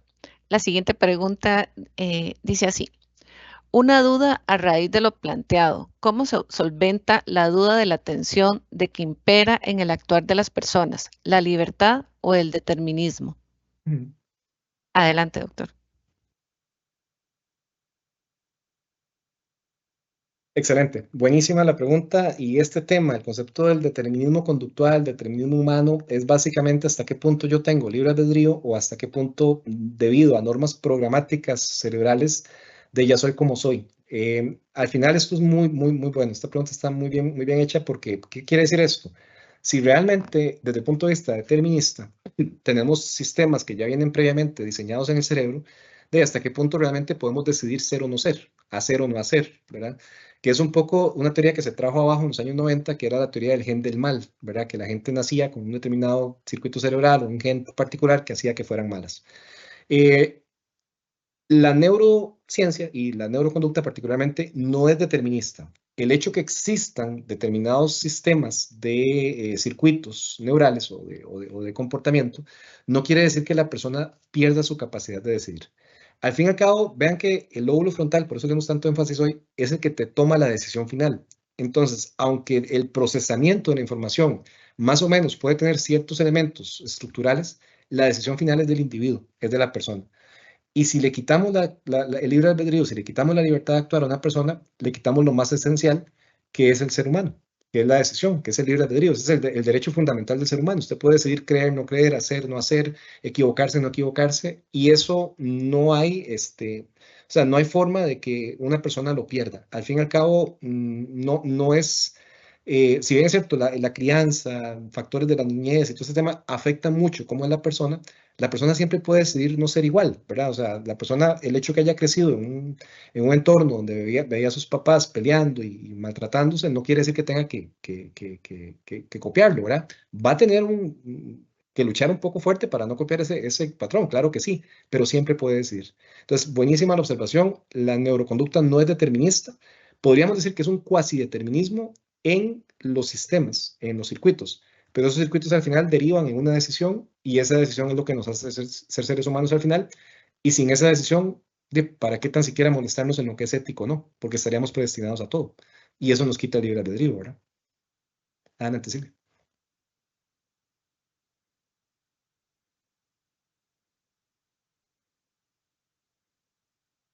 Muchas gracias, doctor. La siguiente pregunta dice así. ¿Qué medidas regulatorias son necesarias para asegurar la transparencia y la protección de la privacidad de los datos neurocientíficos con el contexto de la administración pública? Adelante, doctor. Excelente, muy buena pregunta. Ese es un tema interesante. Nosotros tenemos esta ley, la Ley de Protección de la Persona frente al Tratamiento de los Datos, es una ley muy buena, es una ley del 2011. Entonces, por supuesto que en el 2011, yo incluso en su momento, cuando desarrollamos el proyecto de ley, hablé con un par de diputados que habían estado en ese momento y por supuesto me decían, la palabra biométrica no existía en ese momento. Dato neural, mucho menos. Y bueno, y ya ahora más para acá, del año pasado para acá, el dato cuántico, que ya no hablamos de datos, ya hablamos de partículas, fotones, neutrones, cámaras cuánticas. Entonces, desde el punto de vista general, no el sector público, general, nos tenemos que remitir al tema de la ley de protección de datos. La Contraloría sí ha dicho que debe interpretarse los datos neurales y biométricos como datos sensibles, pero como lo dice, interpretarse, porque la norma no lo dice, o sea, no dice expresamente. Si revisan el apartado de la norma en datos sensibles, tiene más protección en este momento el récord crediticio que una foto de cerebro, ¿verdad? El récord crediticio está protegido en este momento, pero una fotografía de tu cerebro no está expresamente protegido. La Sala Constitucional sí dijo en un fallo que todo dato que tenga que ver con el fuero de intimidad, inhibición y razonamiento debe ser considerado como dato sensible. Y claro, los que estamos en esto, agarramos esas dos palabras y las hemos interpretado extensivamente. Inhibición, sistema mesolímbico, neurotransmisores, lóbulo temporal, emoción. Razonamiento, sinapsis, lóbulo frontal, lóbulo parietal, razonamiento. La sala no dijo eso, ¿verdad? Por supuesto que no, pero abrió el paso. Eso desde el punto de vista privado, que hay autonomía de la voluntad. Punto de vista público, mi criterio, esto es muy personal, es que no debería hacerse todavía. O sea, mi criterio es que en el sector público, a falta de una permisión expresa en la Ley General de Administración Pública, no deberían utilizarse datos biométricos y neurales porque no lo dicen. Y entonces, ¿qué estamos haciendo? Remitiéndonos a norma supletoria, que es la norma de datos o la protección de datos. Pero eso es analogía, ¿verdad? Y desde el punto de vista del sector público, la analogía, salvo en materia tributaria, no debería aplicarse. Entonces hay un tema complejo, ¿verdad?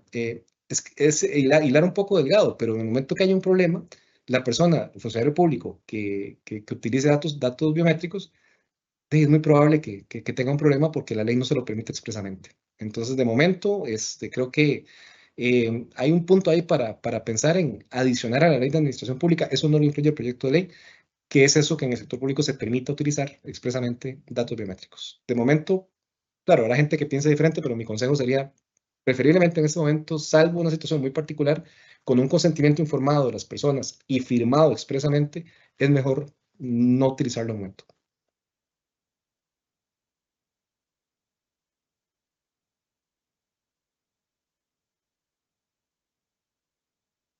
Muchas gracias, doctor. La siguiente pregunta dice así. ¿Cómo pueden las políticas públicas garantizar la equidad y el respeto a los derechos individuales al implementar herramientas basadas en neurociencia en la gestión pública? Adelante, doctor.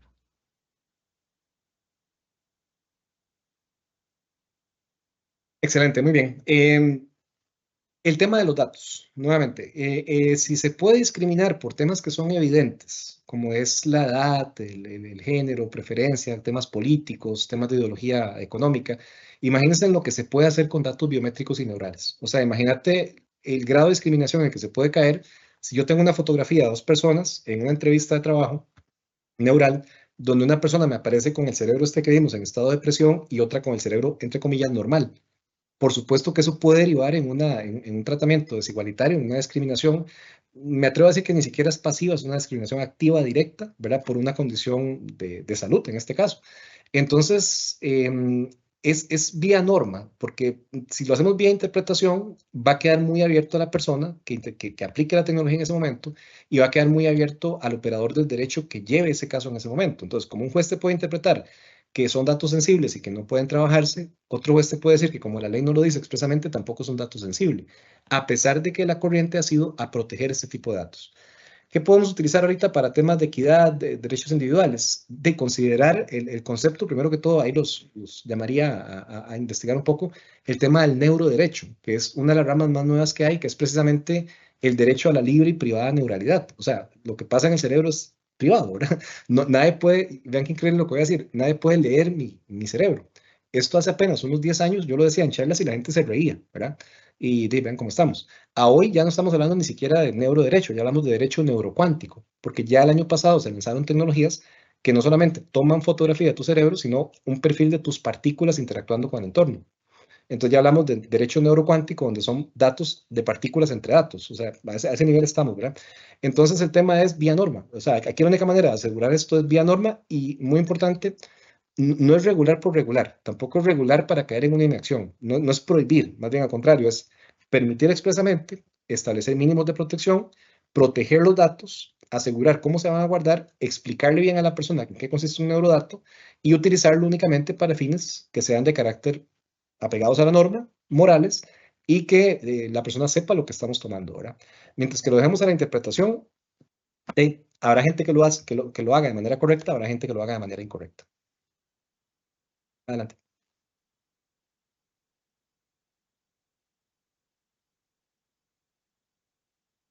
Muchas gracias, doctor. La siguiente y última pregunta indica así: los jóvenes en la actualidad tienen normalizados ciertos conceptos éticos y morales desde sus hogares. ¿Cómo manejamos la ética y la moral con ellos, conociendo que sus cerebros están en esa formación del lóbulo prefrontal? Adelante, doctor.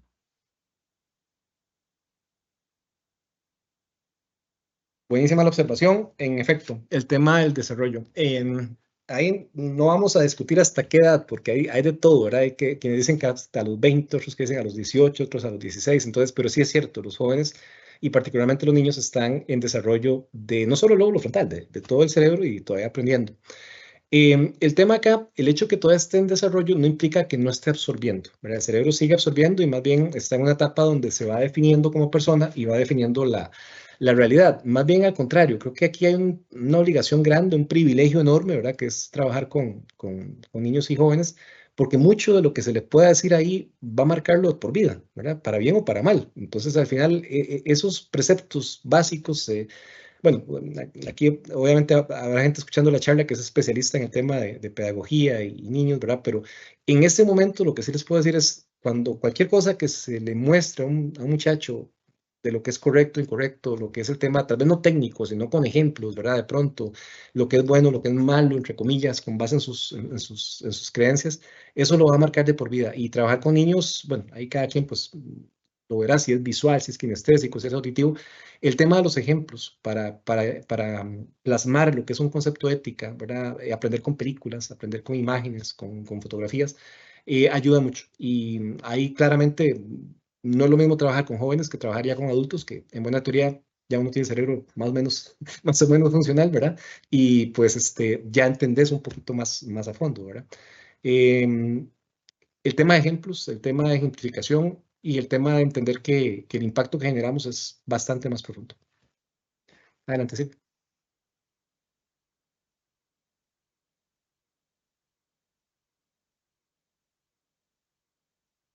Bueno, muchas gracias, doctor. Hasta aquí las preguntas compartidas. Muchas gracias por sus respuestas y ampliar sobre los comentarios realizados por las personas asistentes en el webinario. Adelante, Adriana. Bueno, nuestro agradecimiento al expositor principal, al doctor Juan Diego Sánchez Sánchez, por la charla que muy amablemente nos brindó, sin duda de gran provecho para cada uno de nosotros. De igual manera, agradecemos la iniciativa a la Comisión de Ética y Valores del Ministerio de Educación Pública, así como al Departamento de Gestión de Recursos del IDP, por el apoyo brindado para poder realizar esta actividad. A los enlaces de oficinas centrales y de las regionales, también muchas gracias por acompañarnos. Les recordamos nuevamente, por favor, llenar la asistencia del evento, la cual se encuentra en el enlace del chat.